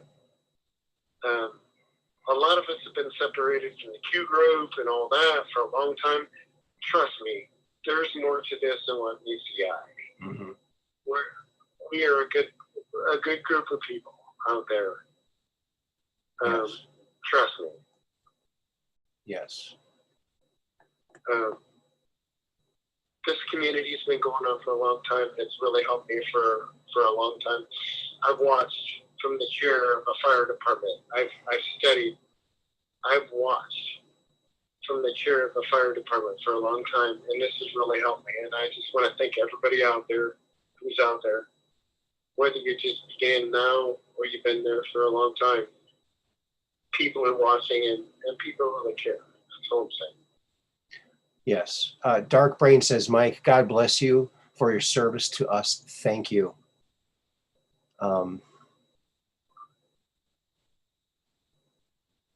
Let's see. Lots I of just want to say that lots of love coming your way. let's just keep positive attitudes in this whole. I'm going to say the whole world, really, and let's just go with the U.S. But oh my God, I hear stuff about going on down in Australia, and I was just telling some guys in the fire department yesterday. I joined the NRA back in 1991 or 2 because of the stuff that was going on in Australia during that time. They had false flags going on back then, and they gave up their guns. I joined the NRA back in the early 90s because of that. Yeah. Do you understand the implications now? Mm-hmm. Yeah. Don't give up your guns. Of what could be if our country was in the same situation? We'd be right there with them. It'd be the same exact thing they're going through right now is what we would be going through right now. So yeah. So this whole thing that we look about, we talk about, and all that. Mm-hmm. My analogy is let's just okay. If you have no idea, never really thought of anything, just look up Monopoly, the Mm-hmm. game of Monopoly. Yeah. The people that are in power have a bigger game than the Monopoly. All right? Mm-hmm. They teach their kids bigger games than that. The elite has a bigger agenda than what we think about because we have been steered in a path. The news tells us and dictates us what we need to think. Mm-hmm. That's the whole thing about me being a trapper and a hunter is I'm going to dictate to the animal where it's going to step and it's going to do this and that. We are being led that way. That's the whole point. Somebody is running our narrative. They're telling us what we need to think on news and all that. Mm-hmm. That's what's truly going on. I mean, let's step back and laugh a little bit and look at the Britney Spears thing. Mm-hmm. Oh, she's being held and all that. Well, no freaking shit. If I was going to make $1 million to $2 million, told my kid, so you can make her jump around in this hoop, and this dude here gets on for it, and I'm going to make all this money. Hell yeah, I'm going to do all this stuff. Because I could give a shit less about her. I'm going to make all this money. This is the whole thing about everything. What motivates a certain creature to do a certain thing? You know? It's not for all of us to be free. That does not get anybody enriched. Let's think about your health. Think about all those drug commercials you see every night on the mainstream media. Yeah. That's the fake media. Yep. Oh my God, you're going to shit yourself after you have cancer and bleed out. But yeah, we're going to get rich. But ask your doctor about this. Are you fucking kidding me? Wake the fuck up. If that doesn't do everything you need to know right now, you can go smoke a joint, eat some gummy worms or whatever, and eat more elements than what they're telling you you're going to do in this. Plus the other shit, you're going to shit yourself. The other stuff, with the joints and the gummy worms, you're going to just laugh and have a good time. Yeah. Yeah. Quit it. Where are the comedians at? Where are the comedians telling you the shit? Wake you up. Right. All right, I'm going to have to be the guy that says, okay, I'm an fireman that just told you somebody fucking died, but yet I'm going to tell you, I've got 3 years before I retire. Do you really think I'm going to go get this fucking deep state drug off this fucking TV show and call some doctor somewhere? No. I'm going to go to California. I'm going to go to Colorado, and I'm going to go retrace John Denver's footsteps, and I'm going to go find me the best fucking bud I can get. And I'm going to smoke the biggest fucking bud I can get with the best THC content, and I guarantee you, I'm not going to shit myself. I'm going to be laughing, maybe shitting myself. And I'm going to be the most healthy dude you've ever fucking known in your life. There you go. And they're going to come up to you and go, hey, Mr. Old Fireman dude with a beard, why are you so healthy? Because I did not watch deep state fucking commercials. There you go. That's right. And I knew Aaron. And I knew Aaron Moriarty. And right there, that should tell you everything you need to know right there. This community that we're in is a great bunch of people. We just got to just embolden ourselves, step back, and realize that, guess what? We're not going to save everybody. Right now, this is so evil. How many of our family members won't even listen to us right now? I know. This is so scary right now what we're dealing with. And my friend Jeremy, which he was going to call you, Aaron, many times over, he wears his heart on his sleeve. His family, he's got such good kids, too. One of the kids is in nuclear science stuff now in the Navy, and he's doing really good. Really good. Oh my God. Guys, we're not going to save everybody. This thing is so deep, and it's difficult. What we're living in is difficult times. That's all there is to it. I've known Aaron for, how many years now? 3 years? Maybe? I think so. 2 to 3 years. I've known you. I've known Red Pill longer. Of course, I didn't really know Red Pill. I still don't know, but you know him. So I factor myself as in knowing him because you're part of the community. And trust me, if you had to go to Red Pill tomorrow and said, "Oh, Mike said this," I bet your Red Pill would hear it. I guarantee you, because you know me as a person, and I'm in this community, and if I really had to say something like, hey, tomorrow's the day this is happening, you would tell everybody Sure. this is happening. And that's what this whole community is about. We are trusting each other right now. We're in a world that there is no trust.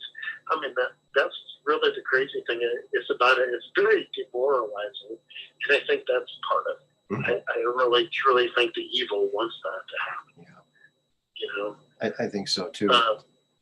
But I think something good did come out of this whole lockdown bullcrap, and that is families started homeschooling. A lot of them did. And they're spending time with their own kids now, which is something they never did before.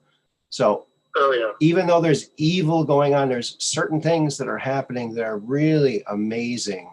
And we need to think about those things too, you know, to help us get through this mud that we're walking through, dog dirt that we're walking through. But yeah, I totally get you. And your friend Maxwell's smart. I bet you would just like back that up all the way. Yeah, for sure. Yeah, you know? Yeah. He's a good guy. He's a good guy. For sure. Patriot. But I think everybody out there, your listeners are like some of the best. Trust me. I would like to get. Thomas had some live thing on Twitch earlier, but every time I try to, I like start it and then I go back to get on there. I can't get back on for some reason. I don't know what it is. Wow. Yeah, he's been doing a lot of shows lately, and he's a cool guy. So check out Thomas at True Reporting. He's on all the other alternative platforms, and he does a great job too. Super job. Has he had Linda on recently? I've only seen his show a couple of times. I've been spending way too much time watching these ISS videos, trying to find more spaceships. Gotcha. No worries. And I rely on you guys. Everybody out there right now, thank you guys on air. I'm sitting there going, okay, you guys are my guys. All right. My big thing is the Bigfoot thing. Shit. No, well, maybe it is interdimensional because that's the only way. Because do you really know how many trout comers are out there right now? Do you know how scared I am to take a crap in the woods? I'm going to end up on YouTube. Seriously. I've never heard that. I've never heard. That's an interesting. Oh my God! There's no way anymore. I'm going to be that guy taking a crap in the woods. Okay, well, here's what you got to do then. So in all of your hunting gear, pack a couple of signs that you can put around yourself that say, if you're watching, you're a pervert. Okay. There you go. You know, I even laugh too because I used to have camouflage toilet paper. When I go turkey, I have camouflage toilet paper. No, think about this. Just laugh a little bit, but just think. Everybody, just think. Look through the woods and just think about 40 yards out. If you see just a white roll of toilet paper going up and down, you're going to think it's a white-tailed deer, and someone's going to get that. Okay. But what about if you drop that camouflage toilet paper? You're never going to find it. It's like, where'd it go? Dude, if it's camouflage toilet paper, you're fine, dude. I'm really thinking that but you won't be able to find judge you because they did not see it. Yeah, that's my point. Okay. So here's the gift idea that's going to keep on giving this this Christmas. If you can find camouflage toilet paper and you really love somebody and you don't want their ass shot off, you get them camouflage toilet paper. Because trust me, I had a roll that lasted me like probably 8 or 9 years when I was turkey hunting, and I laughed about it every time because you think about wave some white through the woods, just like bounce it up and down. You're going to look like a white-tailed deer bouncing away. Someone's going to shoot you. I didn't think of that. Well, maybe in addition to the camouflage, and maybe you drop the camouflage, you can't find it because it's blending in too well. Then you get out your bright orange toilet paper. Exactly. Your hunting orange toilet paper. Another element right there. But for all you cheap fuckers out there, let me just tell you, if you have to take a shit in the woods, you know what's the best thing in the world? You go to the Casey's store and you get a slice of pizza and you just grab a whole handful of those brown paper towels. No one sees the brown paper towels after you wipe your ass in the woods. That's camouflage for wiping your ass. All right, here it is. The fireman, hunter dude that's learned this shit throughout the years, I'm giving you the best tip in the world. Go to Casey's and get brown wipes, and you can wipe your your ass in the woods. There you go. It's ecological, and no one will ever know. Thank you. Thank you. Thank you. Leave your tips and your waitresses and all that. Blah, blah, blah, blah, blah. Kill the deep state and just love me and Aaron. There you go. There you go. I just gave you the best tip ever right there. Aaron, that's probably the best tip anybody's having your show. That's a good tip. Casey's napkins will blend in the woods. That's all I'm going to say. There you go. You know? That's all you need to know. All right, I'm going to leave you guys at that, and I'm sorry. That's All right. that's what I'm going to leave you with right there. That's a good way to end it. That's a good way to end it. All right, I hope Maxwell Smart comes on. If he does, send my regards. I like hearing from the guy. Okay, so that's good to hear. Well, good. Yeah, and thank you for calling in. We really appreciated it, and I think everybody has a new appreciation and love for our emergency friends out there, especially the firemen and the policemen and the emergency people. It's a lot of mundane stuff and all that, and every once in a while you do run into that kid thing, and it is bad. It really is. The thing is, working with a good group of people, and I'm surrounded by good people, so that's where my credit goes. And plus, when I met you and Red Pill and Thomas and the community, let's look at the macro scale here. Thank you guys, everybody out there. Thank you. There's situations everywhere. You know what I'm saying? Yes. And thank you for what you're doing. That's what I'm going to say. You're welcome. Yeah. And thank you, Dark Brain, for this comment. You got to hear this, Mike, before you take off. All right. Everybody have a good night. Here's what Dark Brain said. Dark Brain says, I use a pine cone because I'm a real man. Ouch. Awesome. You got to maybe wipe it a certain way so you don't, I don't know, man. If they're too open, it might, yeah. Yikes. Yeah. There you go. I'm not going to try that one. Alarm forest fire season time. Yeah, hey, be careful.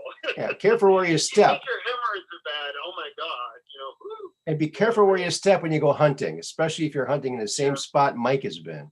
So be careful. There you go. Watch your step. All right, everybody have a good night. Thank you, Aaron. All right, thank you. And thank you for your service. Bye-bye. Wow, that was awesome, friends.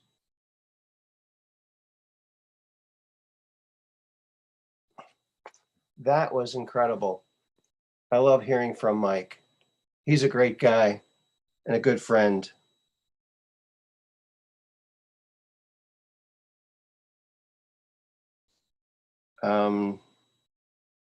Yeah.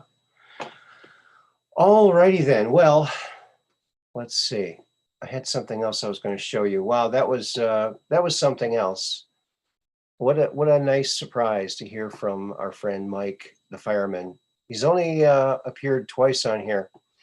I want to show you something else I found today on one of the ISS feeds on the live streams. Not really a live stream, but oh, where did that go? There it is. Okay. Here is something curious, friends, and I don't know what it is, but it showed up. Now, most of the time when these images come up, you can see like the Earth and part of the ship, part of the ISS, and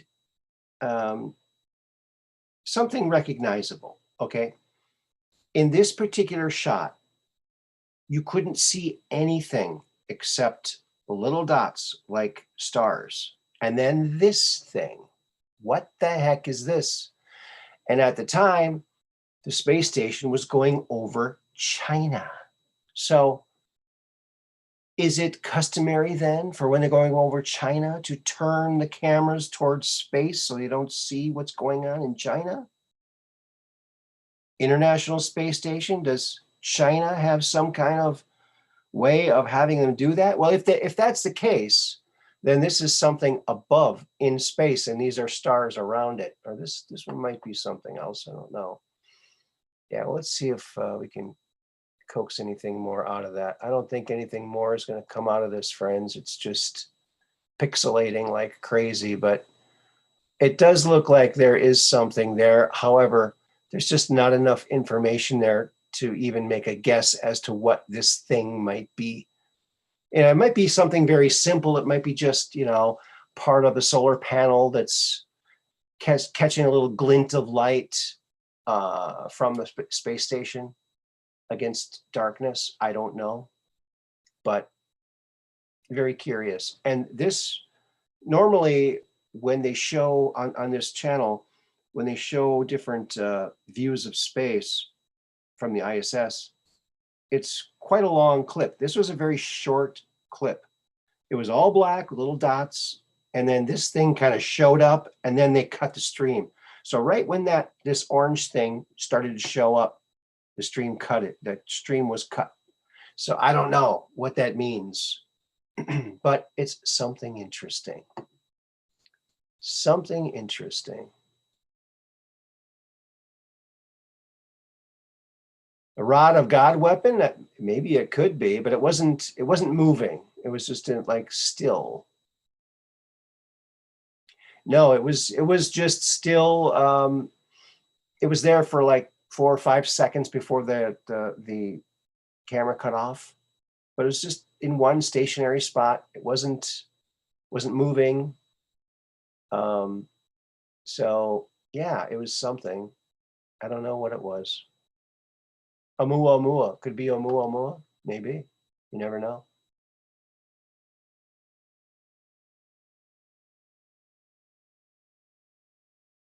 Oh yeah, does China turn their cameras away when they pass over us? I doubt it. Yeah, right, Mud Rabbit? That's right. Yeah. A cut feed speaks volumes. Yes, it does.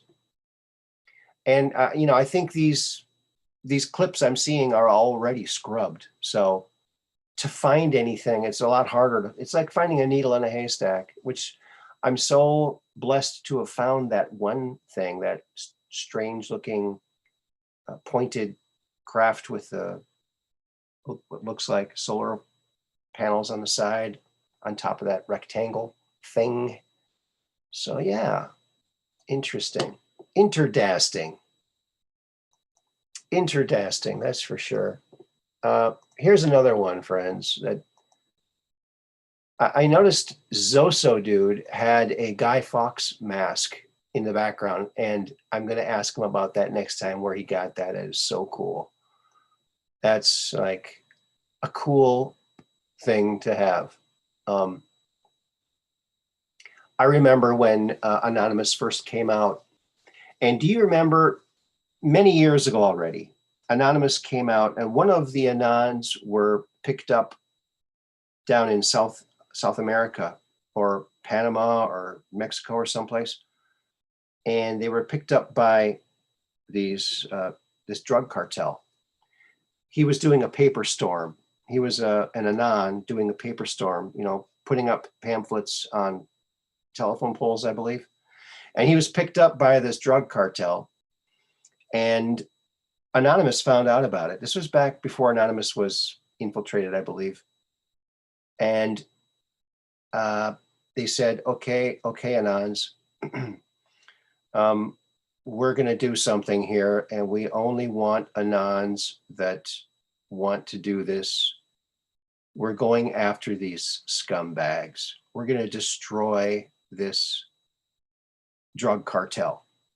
And so they gave an ultimatum that night. They put out a video saying, if you don't release our member immediately, we are going to destroy you, dismantle you. And they let the guy go the next day. And Anonymous put another video out and said, thank you for letting our man go, but we're not going to stop. We're going to take you down because you are scum. And they did. They took down this cartel, albeit maybe only temporarily, but they got, they found, see these Anons, they They dig. They're good diggers. They can dig. And they found all of the cab drivers and the bad cops that were, working with the cartel. They exposed those people to the authorities.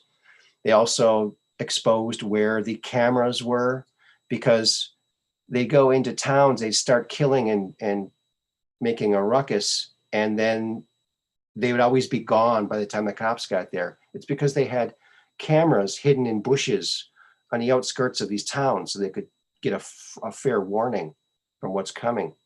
But the Anons pointed out where all these were, and they were all destroyed. And the gang that had boasted about killing 40,000 people was dismantled. I don't know if it was reconstituted after that, but and I have a theory about the old days of Anonymous. I think that, and I gave this theory on Red Pill once. I had this thought, and it was after when Trump was president, and after the Q information started, and it started to feel a little bit familiar. And I thought, wait a minute. I wonder if Donald J. Trump was somehow helping Anonymous do these kind of operations to get rid of corruption. I don't know.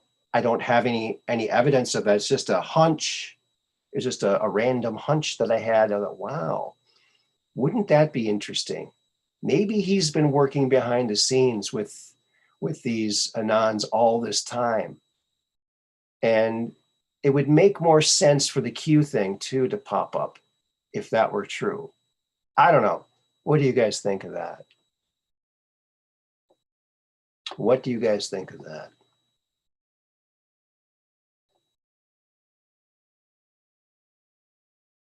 Oh yeah, I saw that too, Dark Brain, that Anons hacked the Brazilian health system and erased all VARC's records. And now digital VARC's passports can no longer be accessed. Well done. Yes, that's what's going to happen because I think there's too many awakened people now. I think their gig is up. Their jig is up, however you say it. Their gig or their jig is up for sure. So yeah. Cicada is connected. Do you think the cicada is connected? Cicada. Cicada. The bug? The bugs? The cicada? I don't know. Maybe I'm catching that. Maybe there's a conversation I'm not up with. What are VARCs? VARCs is I assume a VARCs is a code word, so as not to be flagged by the platform that might not like the actual word that starts with a V and has a VA, and it's not RK, it's CC. So I think that's cool, VARCs. So that's a good name for that. It's an alternate name. Dark Brain, Trump could have certainly pointed them at targets the same way that Q points Anons at laser targeted subjects. Yes, I thought so too, because the white hats have been fighting the black hats, and to have an anonymous group like that would be a great way to fight these people.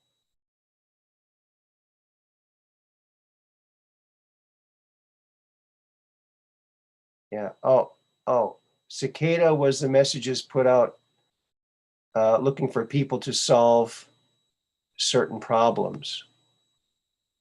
Okay. Their logo is the Death's Head Moth. I'll have to look into that.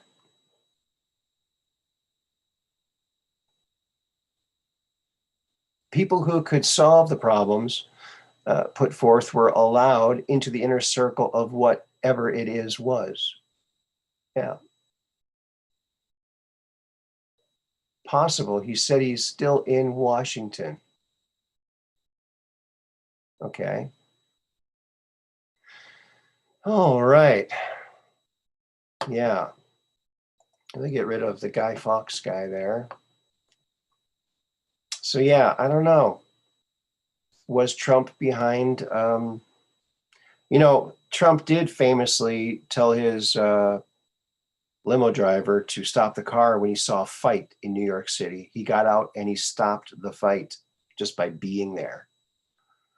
And so, yeah, true story. He cares about people, folks.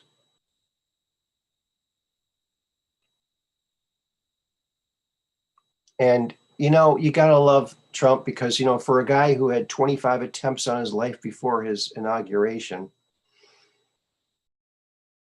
he wasn't scared a bit. He went out with crowds of people just rubbing it in their face. There's nothing they could do because he's too far ahead of them, planning and protection and everything. Just no fear. That man had no fear, and that's we have to adopt that. He showed us how to do it. Now we can all put our own little personal flair to it, but he gave us the basic outline of what to do, how to be a good politician doing things for the people. He showed that by doing good things happen, and then that's how you fix the system. Aaron, there's the link above.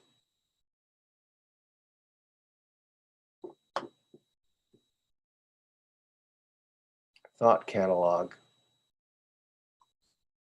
Thoughtcatalog.com. I'm not sure what this is. Maybe I missed a message. Oh, your connection is not private. Advanced. Okay, the server could not prove that it is thoughtcatalog.com. Its security certificate is not valid at this time. Security certificate is maybe caused by misconfiguration or an attacker intercepting your connection. I don't know what all that means. Proceed to throughoutcatalog.com, unsafe. I'm going to go for it. I don't care. I don't know what this is. Oh, 19 facts about Cicada 3301, a mysterious internet puzzle. Okay, well, I'm going to have to look at this. Yeah. All right, I will look at that after the show. Definitely, but thank you. Cicada, all right. Well, thank you for clearing that up for me. I'll definitely look into that. I got it opened up on a tab. Yeah. Thank you very much, Mud Rabbit. I got that. Uh-oh. Are we losing connection, folks? Are we losing our connection? I think we might be losing our connection, folks. It keeps wigging out on me.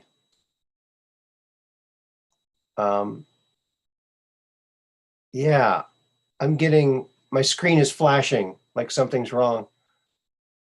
I'm not sure what's going on. Give me a 5x5 if everything's looks smooth for you over there. Let me know how my internet must be cutting out or something. 5x5 here. Thank you, Red in the Valley. Thank you very much. Well, good. My screen is freezing up, and oh, it's fine there too, Jerry. Thank you. Thank you, Mud Rabbit. You see me too? All right. I don't know what it is. Buffering. Hear you loud and clear, 5x5. All right. All right, thank you. I got it. Okay. Some little glitch is happening. I'm not sure what it is, but we'll ignore it. Let's see. All right.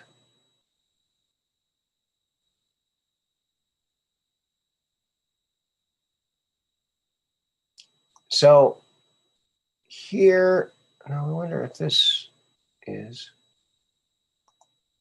here is that same slanted thing in the distance. And you can see here Here's the Earth down here, and you can see how bright it is because I had to increase the brightness. And here's part of the space station. Here's this thing, excuse me, off in the distance, right there. And you know, what the heck is it? So,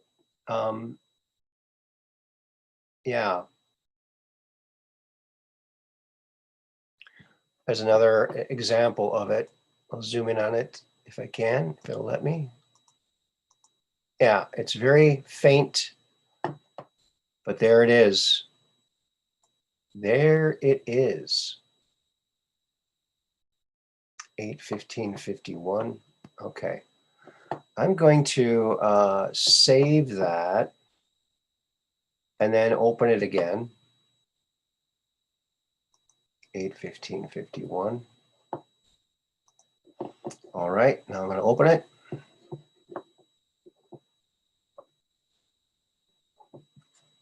All right.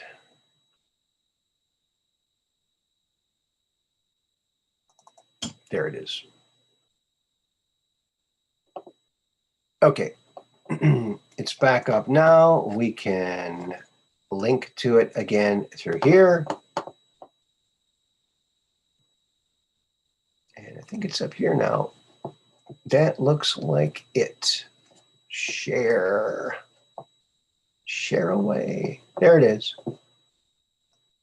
So now we're going to do this whole thing and see if we can get it even brighter. Okay, see, this is what happens. There's something near it that's catching a little bit of light, but, you know, it's kind of iffy. And then we got to get the contrast a little bit. So that's kind of what we're coming up with, friends, is this crazy thing here. Isn't that something? Yeah, I don't know. What is that? We'll take out some of the color to kind of give it a, yeah, it's a very long spacecraft of some kind. It looks like several different kinds of spacecraft connected together.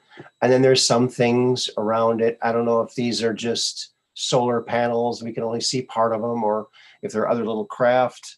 It's just too far away to see. The it's kind of pixelated a little bit. Let me see if we can sharpen it up. That doesn't do much. Fuzz it out. Keep it a little fuzzy. That looks a little bit more realistic. So there it is. And like I say, I keep seeing this one. I don't keep seeing that other one. It hasn't shown up again anywhere. But I think they might be on to us, friends. I think they might be hiding that. Maybe I just, and it's a miracle that I took that screenshot when I did, because I really had no idea that there was anything there on that one particular, even on this one, I didn't know, because you really can't see it unless you do a couple of different brightenings to it. You brighten it, you save it, you brighten again. Oh, there's something. And meanwhile, everything else gets blown out. So that's an interesting thing. But just because we see something in the darkness in space doesn't mean that it's necessarily a secret space program object. It just means it's something else up there. You know, there's a lot of things up, there's thousands of things up there. Maybe it's something else that's up there that maybe we just haven't heard about yet. Or maybe it's going to be docking with the space station. Maybe it's coming closer, but it seems to be just staying in the same spot day after day after day. So I don't know. It's very curious. I just wish I could get a better image of it, a better look at it, a crisper look. I don't know.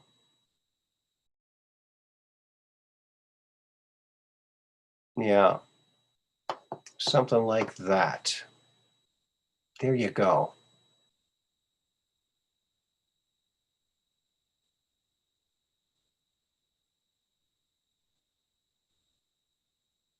All right. That's what that was.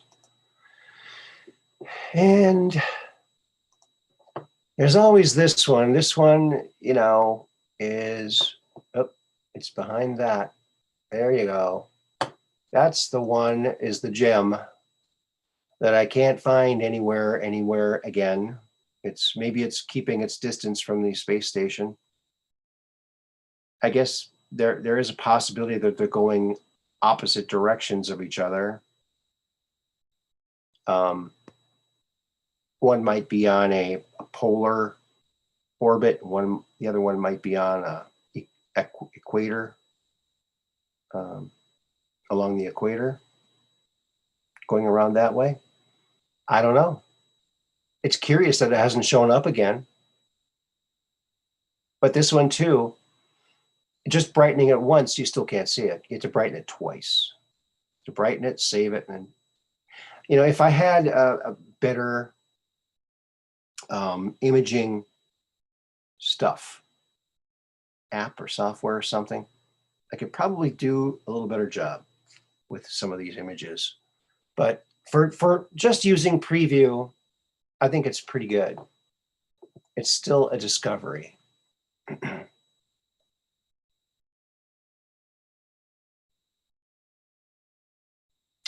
Oh, you had problems with DuckDuckGo? Use Dogpile? Dog? Someone named their. That's funny. Dogpile? Oh, like dog piling on someone. Okay. Is that hog piling? Is it dog piling? Oh, I can't remember. Why do we think that there's only one space station up there? Why couldn't there be more than one? Yeah, there very well could be. In fact, according to Corey Good, there are many space stations up there at various different heights. And some of them are circular. They're circular and they rotate, so they give artificial gravity. In fact, where is my book? That's mentioned in Selected by Extraterrestrials. Let me see if I can find it with a picture.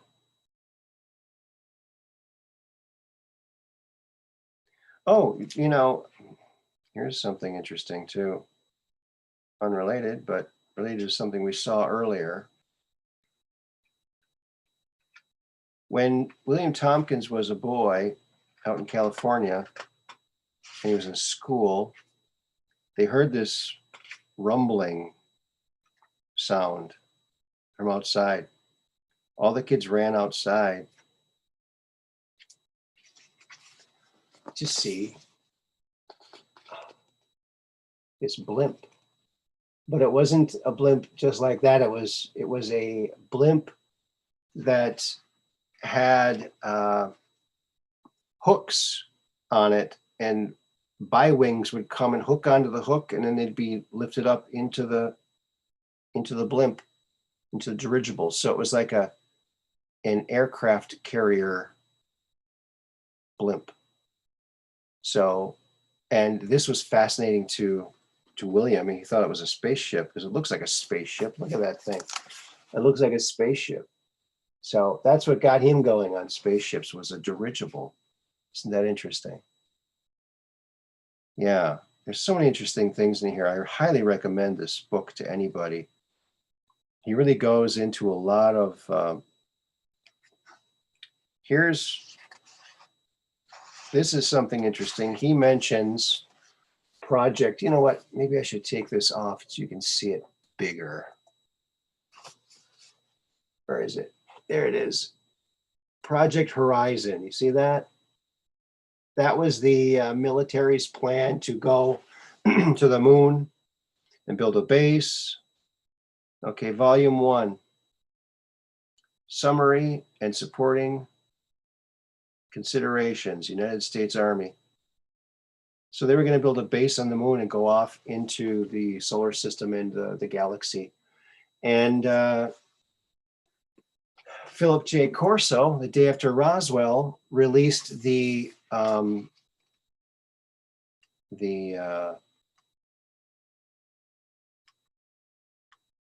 Project Horizon in the back of his book here. He released all kinds of General Twining's memo, all kinds of information. And he declassified all this. He was that high up. He was able to declassify all this information. Lunar Communication net, like an internet for communications for the lunar. This is all done in the 60s, 50s and 60s, friends. Wait, what's that? 1959? 1959. Yep. I think that's what it says. But yeah, they were working on this for a long, long time. And the Apollo mission was, look at this, Earth complex and lunar com links. Look at this. So this is all the communications satellites and things they had set up so they could have communications. Look how in-depth this planning was, folks. They really did go to the moon. They did their homework, and they worked from the late 50s up until 1969. And when they actually did it, they did it. And, you know, here's some more pictures. Lunar landing vehicle. Look at that. This is all stuff that was designed, maybe built. We don't know, because it was done not public. It was done secretly. Okay, here is another space picture. Look at that. And this is in the back of the day after Roswell. Colonel Philip J. Corso. These were top secret documents. He declassified them, okay? So that we could see it, because he wanted disclosure to happen. He was there when they decided to keep everything quiet. And they said, no, we'll tell the public eventually. We just have to know, you know, what we're up against before we tell them. Saturn rockets, all kinds of information. Here's the what they were going to do, you know, looping around, going around several times, getting that catapult thing, using the gravity.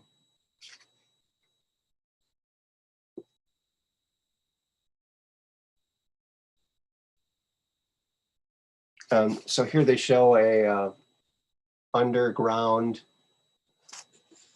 where is it? Here? Underground little place to keep the troops on the lunar surface, because you use the surface to protect you from you know, harmful cosmic rays. Here they are, here, Horizon Outpost in late 1965. The Horizon Outpost in 65. Let me see. Look at that. Can I get it on there? It's kind of hard to tell. Look at that. So much planning, so much work that they did, so much engineering, and you know, William Tompkins created, see out here, Project Horizon. So before he published this book in 1997, this was top secret, totally top secret. So you can get this book and read about this top secret program that they were keeping from us. And did they implement it? Did they build the Nova rockets, the giant rockets that could carry boring equipment to the moon? Did they? Did they? William Tompkins said they had everything to make that happen. Yeah, and chapter 12, the integrated circuit chip from the Roswell crash site to Silicon Valley. And he goes over the whole thing, how it all happened. That's why we have computer chips, because Philip Corso took some of those chips to ITT and said, look, We showed you this back in 47. That's how we got the transistor. But we're showing it to you again. What else can you get from it? You can keep the patents. We want all the military applications for it. But you can go ahead and file for the patents. It's your idea. So there you go.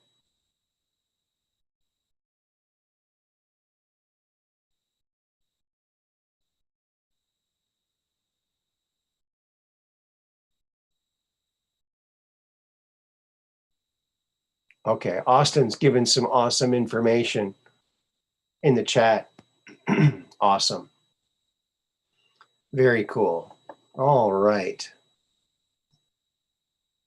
All right, friends. Well, we gave away a book today. I want to thank Kathy again for Catherine Weiss for super chatting. That was fantastic. Thank you very, very much.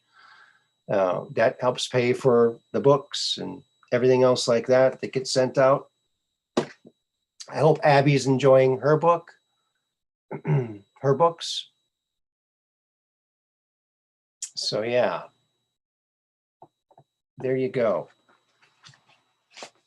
2 good books to read: The Day After Roswell and Selected by Extraterrestrials by William Tompkins. Phenomenal book. He jumps around a lot in this book. It's not like the normal book that you would read, but when he does jump around, you're glad he did because he gives awesome information. There's just so much in here. They should really teach a college course on this book and his other book, Volume 2, Selected by Extraterrestrials, Volume 2. There should be a college course that should be studied.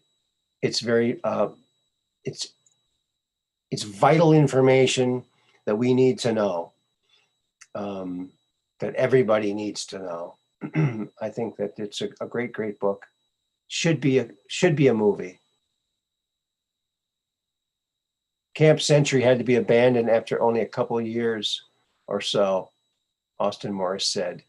They had not planned for the movement of the glacial ice. Yeah. Right.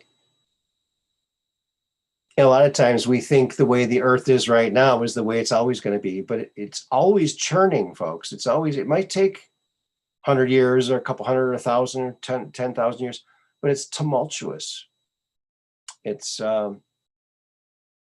That's why the only thing that's left from previous civilizations are these gigantic stone monuments that nobody has any clue as to how they made it. That's all that's left. Tompkins always fascinated you too, huh? Red in the Valley, yeah, he's just a true American hero, like Mike. And thank you, Mike, for calling in. That was phenomenal. And yeah, boy, the things that these people, the things that they are put through and that they have to see and experience is heart-wrenching. It's just, thank God there are people that do this because it's such a tough job, friends. So if you know someone that's a fireman, thank them. It's a real hard job. And yeah, just send your prayers out to everyone and send your prayers to Mike because he's going through a tough time. He's going through a divorce. He's just a super nice guy, very based. Like he said, he's been following Red Pill since before Red Pill even showed his face. And so he's been part of this community, kind of in the background.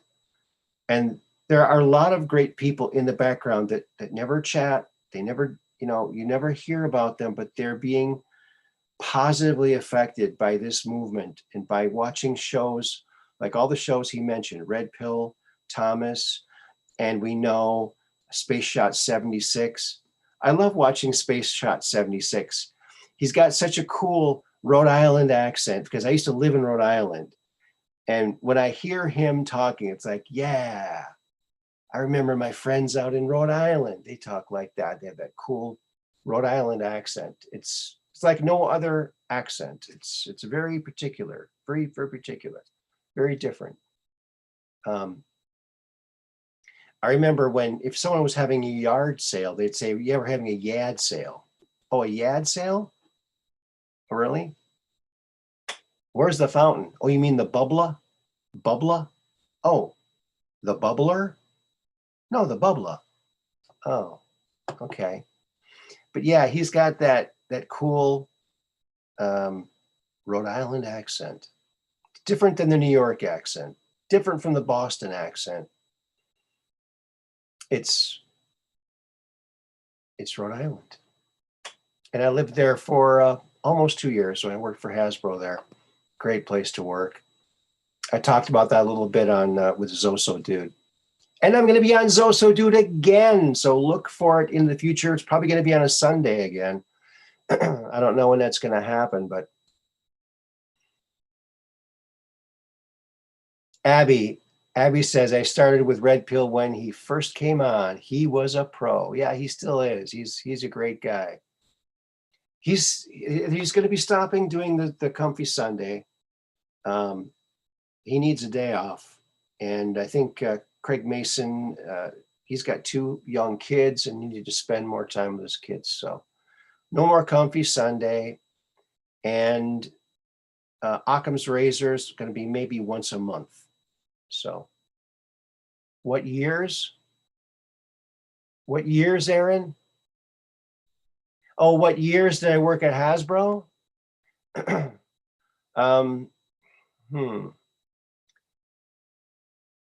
83 and 84, or it was 84 and 85, somewhere around there. It was a long time ago. It was a great place to work, though. It was a great place to work. So many talented people there. Very nice people. Great people. Oh, you heard Methods isn't well? Well, then we need to send our prayers to our buddy Methods. Oh, in Rhode Island, yeah. Yeah, 83 through 85, somewhere in there. I can't remember exactly. Maybe it was 84, 85. Let me see. Hold on a second.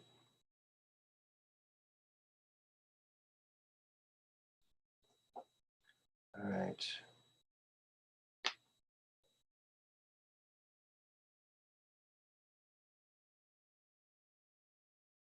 Well, it was about 35 years ago.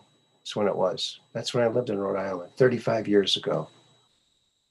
And they had a donut shop on every corner. And they had a lot of ice cream shops too. It's like, wow. And the donut shops would have donut price wars.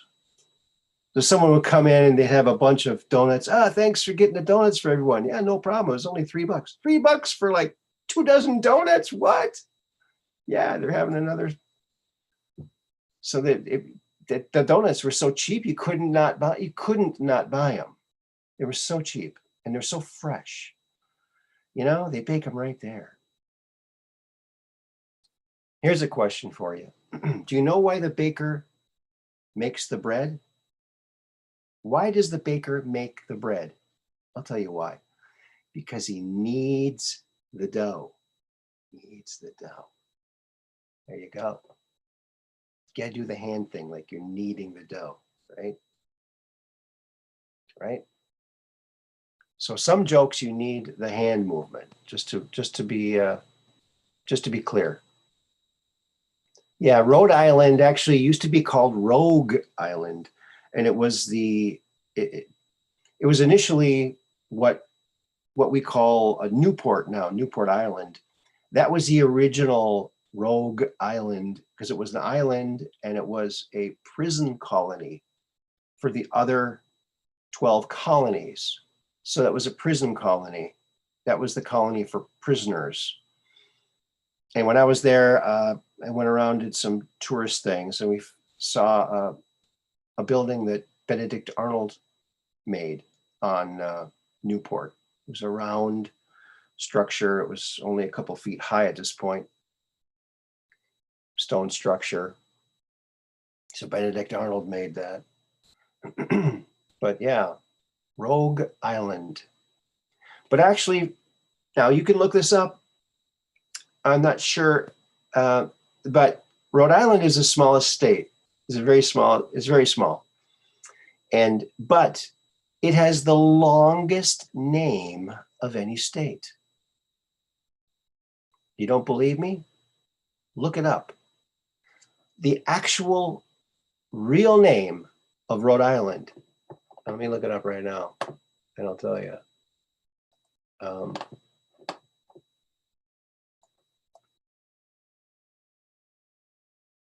Real name or full name of Rhode Island.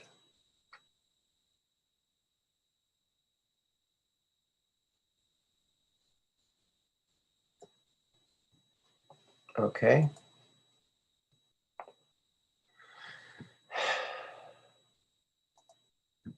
So what's the name of Rhode Island?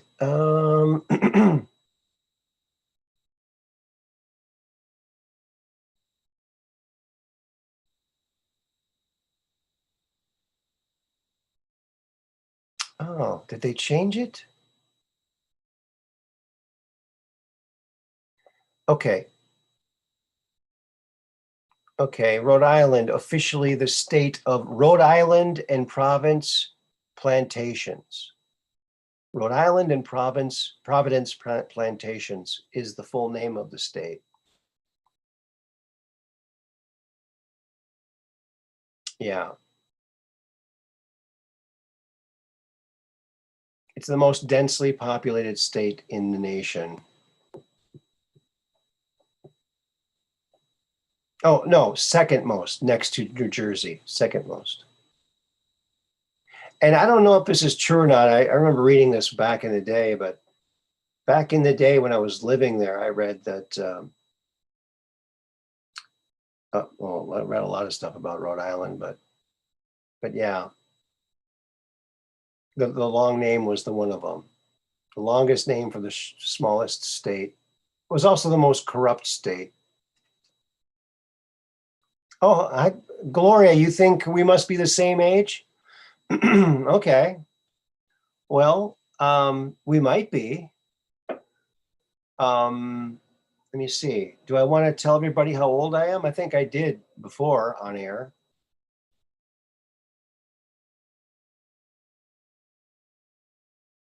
Rhode Island was a prison state and Australia was a prison country. Yes, that's right, Peggy Dancer.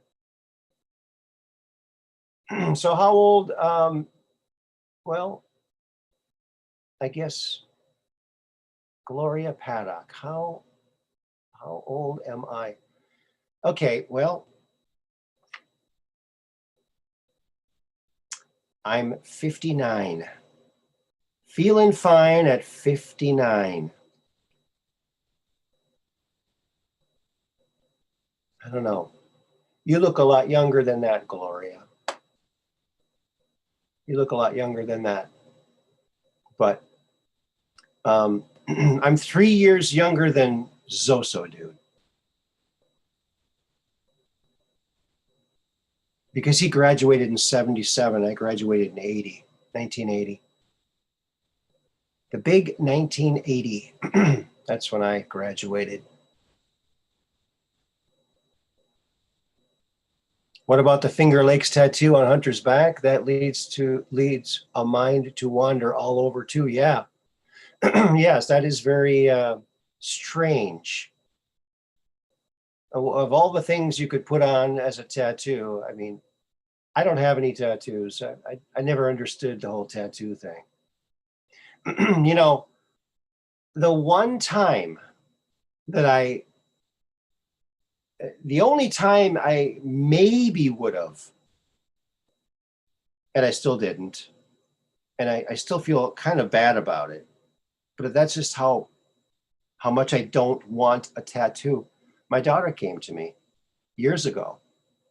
Oh, 83. Is that when you graduated, Abby? Well, now I forgot what I was talking about. See, I'm like a squirrel. Yeah, I'm like a squirrel. I'm thinking about something. I see something, and boom, and the thing goes out of the head. There you go.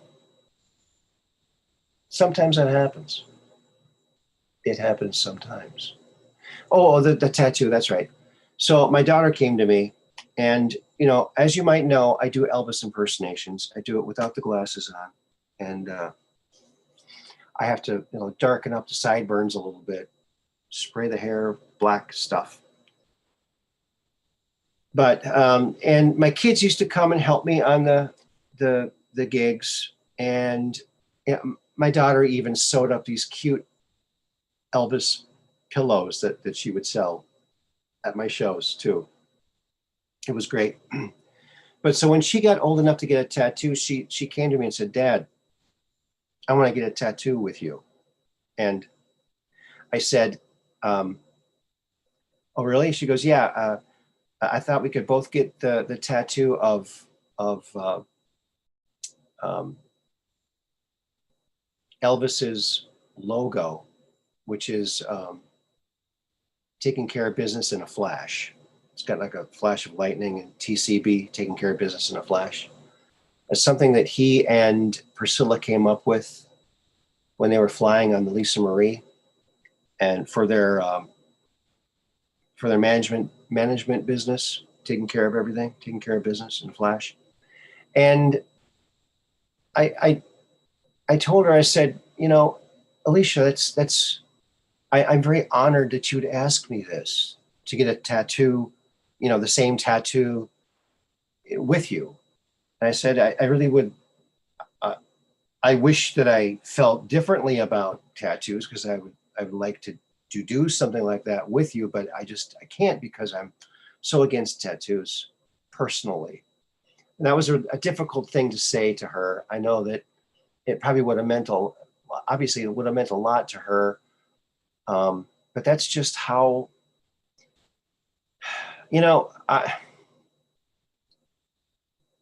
I just don't. When I was a kid, the only people who had tattoos were people who were in the Navy, and they were like, it was on their shoulder, and they had like an anchor, and it said "Mom" on it or something. That was it, and they were faded blue looking. And I just never quite understood the whole tattoo thing. Um,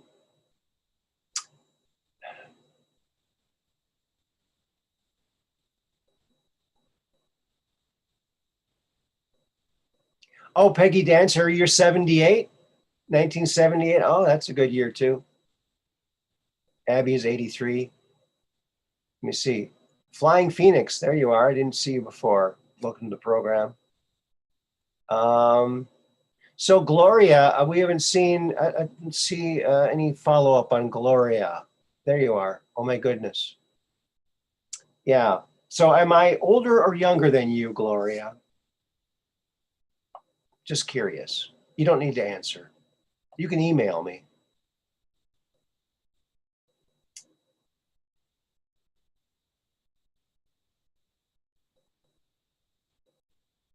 Oh yes, Austin Morris. Yes, the What on Earth TV documentary found Elvis's Convair aircraft abandoned in the airfield at Roswell, New Mexico. Yeah, there was a bad airplane deal that had to do with the mob. That somehow Elvis was either buying or selling an airplane, and he was set to testify against the mob about this airplane deal. And the day he was supposed to be in court testifying against the mob was the exact same day of his funeral. So figure that one out. What do you think about that?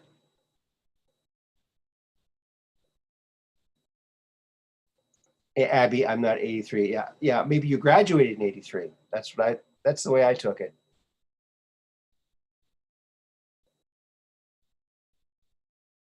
That's my age, not my birth year. Gloria Paddock, 67, really? Wow. You look great. 67, wow. Well, you know what? Any age is a cool age, you know, right? Any age is a good age. I'm a 74 model, therefore I'm 47. Interesting, isn't it? Red in the Valley, yeah. 47, 74. Interesting. Interesting. Yeah, we're learning a lot about each other today, aren't we, folks? Yeah, it's full disclosure. I can't not tell how old I am on a show called Full Disclosure, can I? There we go. 59.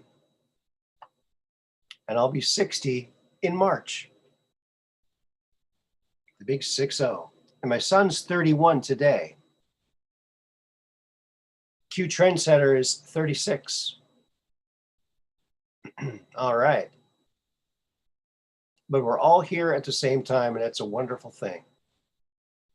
It's a very, very interesting time to be alive, I gotta say. Couldn't pick a better time, I don't think. It's very exciting. Very, very exciting. Let me see something here. Okay.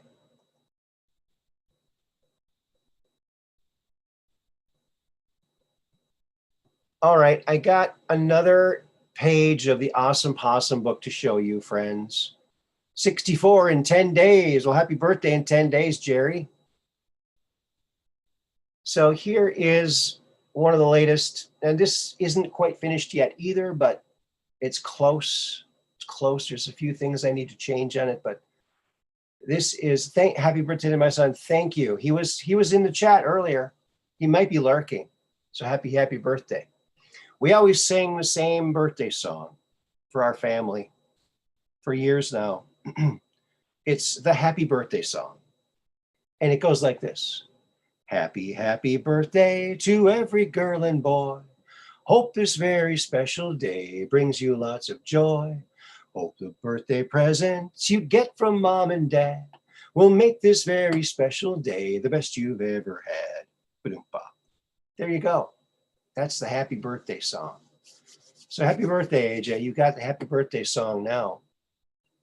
I actually left a message with that for him earlier too. So he's got that on a message. And if you want to hear that song sung by Casey Jones, a TV personality in the local Minneapolis area in Minnesota, back in the 60s and 70s, he had a show called The Casey Jones Show, Lunch with Casey. And he sang that song, the happy birthday song. And he also sang a song, Walking in My Winter Underwear. So if you're curious about that, look that up on YouTube. Casey Jones, Walking in My Winter Underwear. It's hilarious. There you go. It was a spoof song, but it was very, very funny. So there's the latest in the Awesome Possum. And that page right there, I'm going to read it to you. Okay. And oh, can he surf? You bet he sure can. He can surf even better than a surf beatnik man. There you go. Even better than a surf beatnik man. How do you like that?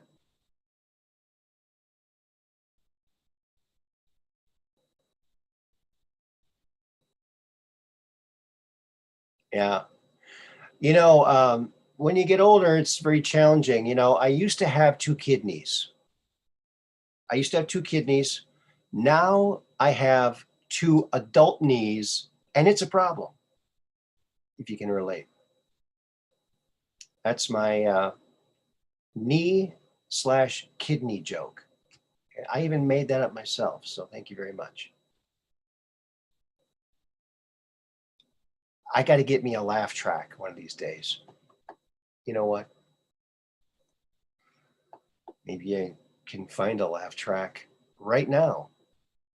Do you think?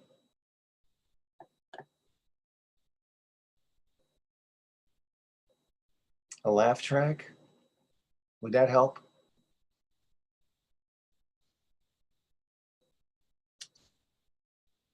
Maybe not. Maybe it'd be too cheesy. You think?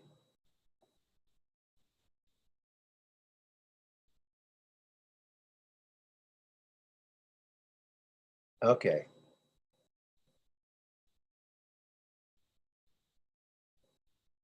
Let's try this one.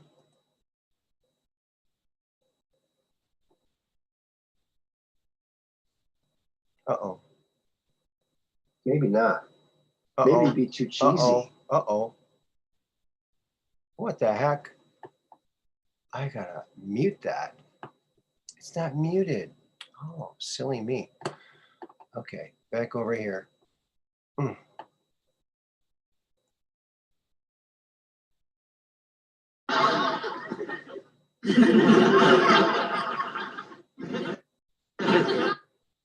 Okay, I gotta bring it back to them. Okay, so did you hear the story about the peacock? Oh, it was a beautiful tale. Thank you very much. Is that better, folks? Is that better? I used to have 2 kidneys, but now I have 2 adult knees. Thank you. Thank you, friends. Thank you. Thank you so much. Oh, maybe I need a laugh track. Oh, that's the most adorable and awesome possum I've ever seen. Oh, thank you, Peggy Dancer.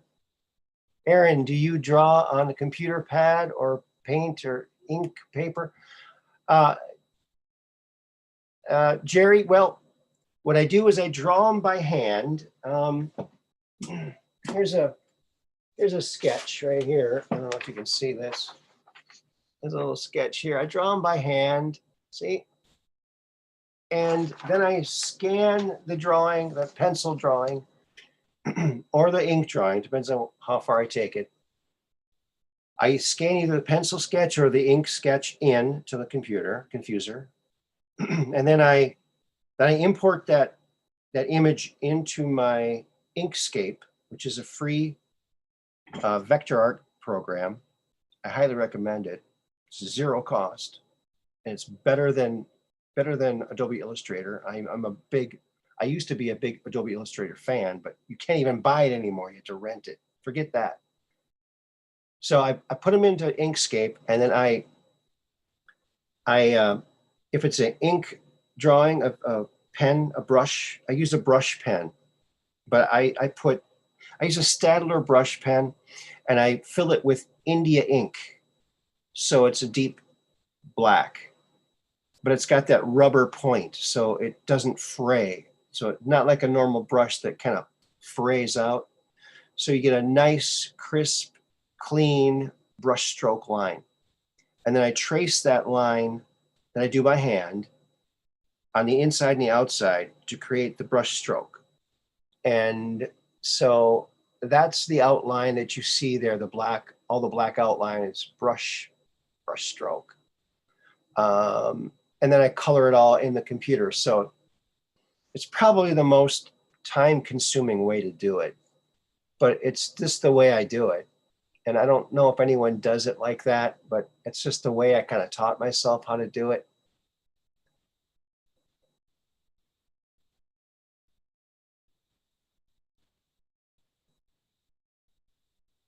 Pogo by Walt Kelly. Yeah, that was a great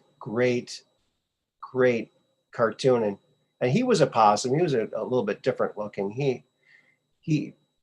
That guy, Walt Kelly, is a fantastic artist, just a fantastic artist. But yeah, I loved those Pogo cartoons. Those were great.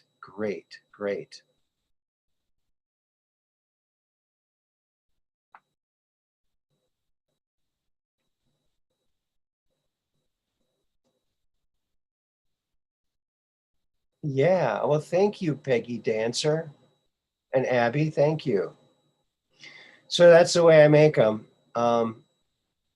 And you know, I redesigned. I redrew uh, the Awesome Possum because I wasn't happy with the way he looked. I got the first book done, and I'm like, I just don't like it. So I redesigned it, and I came up with this new look, and it's a lot cuter, um, a lot cuter. So I'm very happy with it. So hopefully it'll be a big hit with the kids because it's got a good message for the kids. And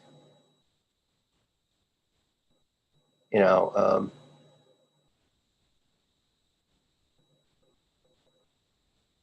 oh, thanks for the explanation because I'm in the beginning stages of cartooning. Yeah.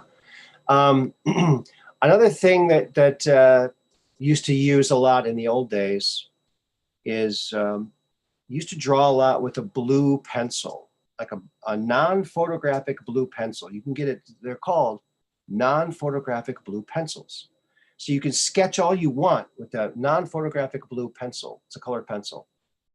And then you sketch, you're making like circles and you're scribbling around and oh, that's the shape. Yeah. Then you take your brush pen and you make the defined line, or even with a pencil or a marker or a pen or anything. And then you can make that line with confidence because you've sketched underneath it. And then when you go to make a copy of it, when you copy that on a copier, the blue lines will not show up because it's non-photographic blue.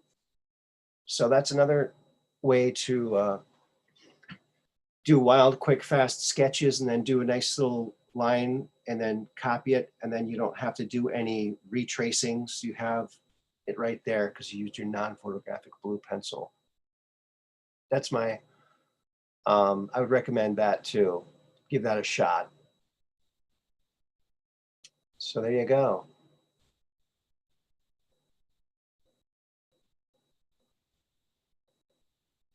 Yeah, we're going to have, I see someone's mentioning Bigfoot. We're going to have an expert on Bigfoot come on Friday. So make sure you tune in for that. Peter Gattila, the famous Peter Gattila, he was in the movie Capturing the Light, the amazing true story of Dorothy Izat, and also the author of the book, the only book written about Dorothy Izat, called Contact with Beings of Light. And that book wouldn't exist if it wasn't for Bruce Holmes, who was the publisher. So you got Peter Gattila, the writer, who was good friends with Dorothy Izat. He's also a Bigfoot hunter or Bigfoot researcher. He's got some very interesting stories and things to talk about with that. Gloria Paddock, cool, I paint with acrylics, but I use Adobe Creative Cloud for my photography. Oh, okay. Yeah. Yeah, something I'm just not, something about a cloud, having something in a cloud. It's like, what if it rains? What if can it fall out of the cloud? I don't know. I don't understand that cloud thing.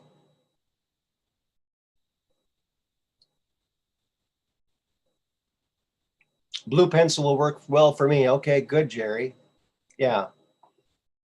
Um, not all blues are non-photographic blue, though. It has to be like a light blue, like a medium to light blue. But if you go to a art store, you should be able to find a non-photographic blue pencil. I think Prismacolor even makes a non-photographic blue, if I remember correctly.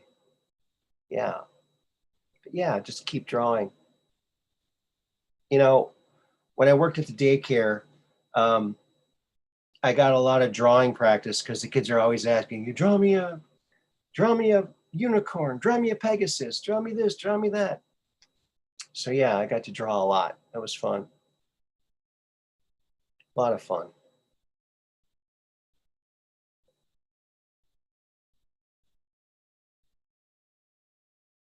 There you go. All right. Well, that's enough looking at him. That's enough of him.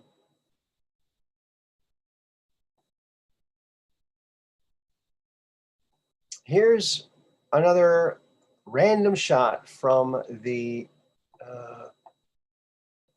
ISS, International Space Station. And here I was trying to find if there was anything in the space out here, but there's really too much reflection going on. And look, it's got this curious thing. It's holding on to this little satellite here. The arm has it. So when you watch this footage, sometimes you see some pretty interesting things. And the arm, when it's configured a certain way, it says Canada on it. They're very proud of that they made the arm for this. Canada made it. I think they made the one for the shuttle too.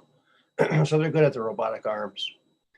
I actually, my first business partner, John Goodell, holds the patent for the very first robotic arm that he invented.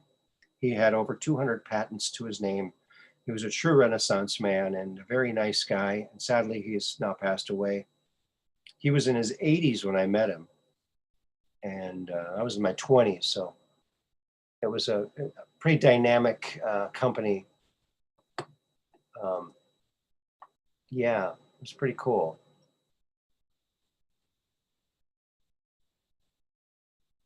Thank you, Abby. Thank you very much. Yeah, I'm just fascinated with these space pictures, you know. It's pretty, it looks kind of rickety up there. It doesn't look real, you know, I don't know, man. We're still at the lower levels of development. I wish that they would open up all of the secret files so we can know what we've done and everything else like that.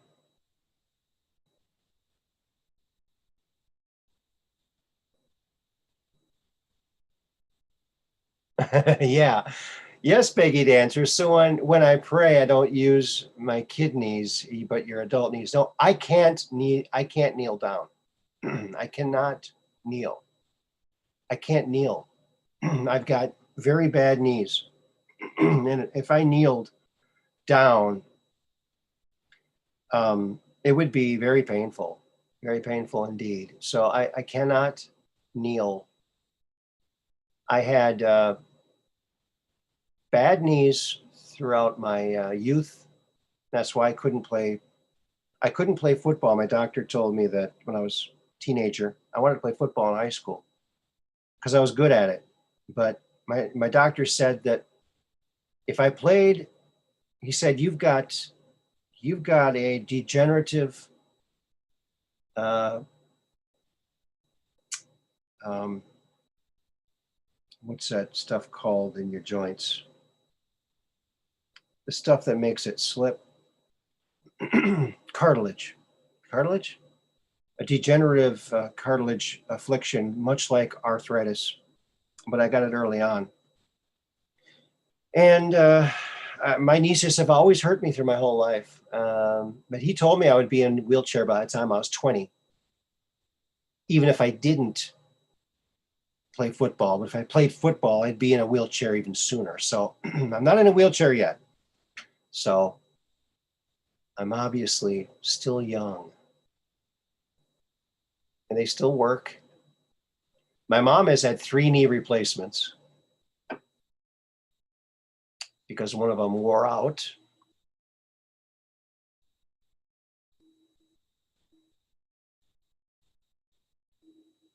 Yeah.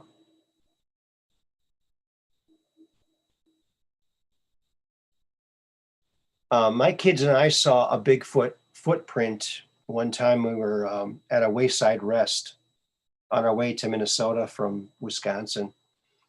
And we stopped at this wayside rest, and there was a little area you could run around in, and there was a river, but there was a fence, a fence, you know, blocking the river so you wouldn't fall in the river. And we went up to the fence and we found these big footprints. These footprints were huge, huge footprints in the mud right by the fence, like whatever it was trying to find a way to the river. I took a picture of it. The picture didn't turn out so well. I didn't have any plaster with me. Otherwise, I would have made a plaster mold of it. But the kids saw it. It was very interesting. You still have all your original parts? Mine too. Yeah, I have all my original parts too. Thank goodness. Well, actually, I've lost a few teeth, so I can't say that for sure. But all the other parts seem to be still there. Maybe I should take an inventory. But yeah.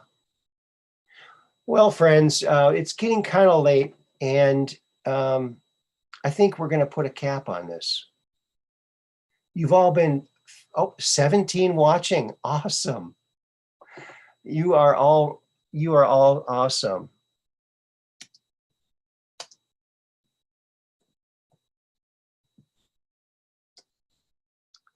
So I'll give you a little message there. You all rock, because you know you do.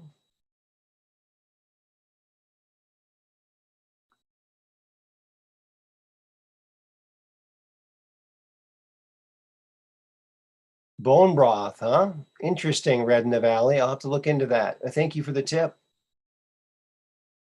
Thank you for the tip. And Gloria Paddock, remember to email me with your address so I can send you out the Popple book. The Popple book. And so you can read the Popple book and everything else like that. It's a great little book. It's written very well. And the second book is good too, Popple's Place. So there you go. Yeah, and thank you, Mike. And send your prayers out for Mike. He's having a rough time. He just lost some pets too, so keep him in your prayers. He's a good guy. He's got a heart of gold. He's a patriot. He literally will do anything to help this country.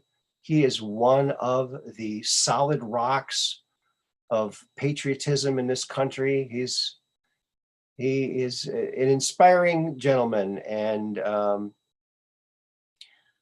I'm just happy that I'm able to help him a little bit by talking to him and helping him out, doing the best I can, as these people are true heroes, friends, and they deserve our admiration and our respect and our prayers.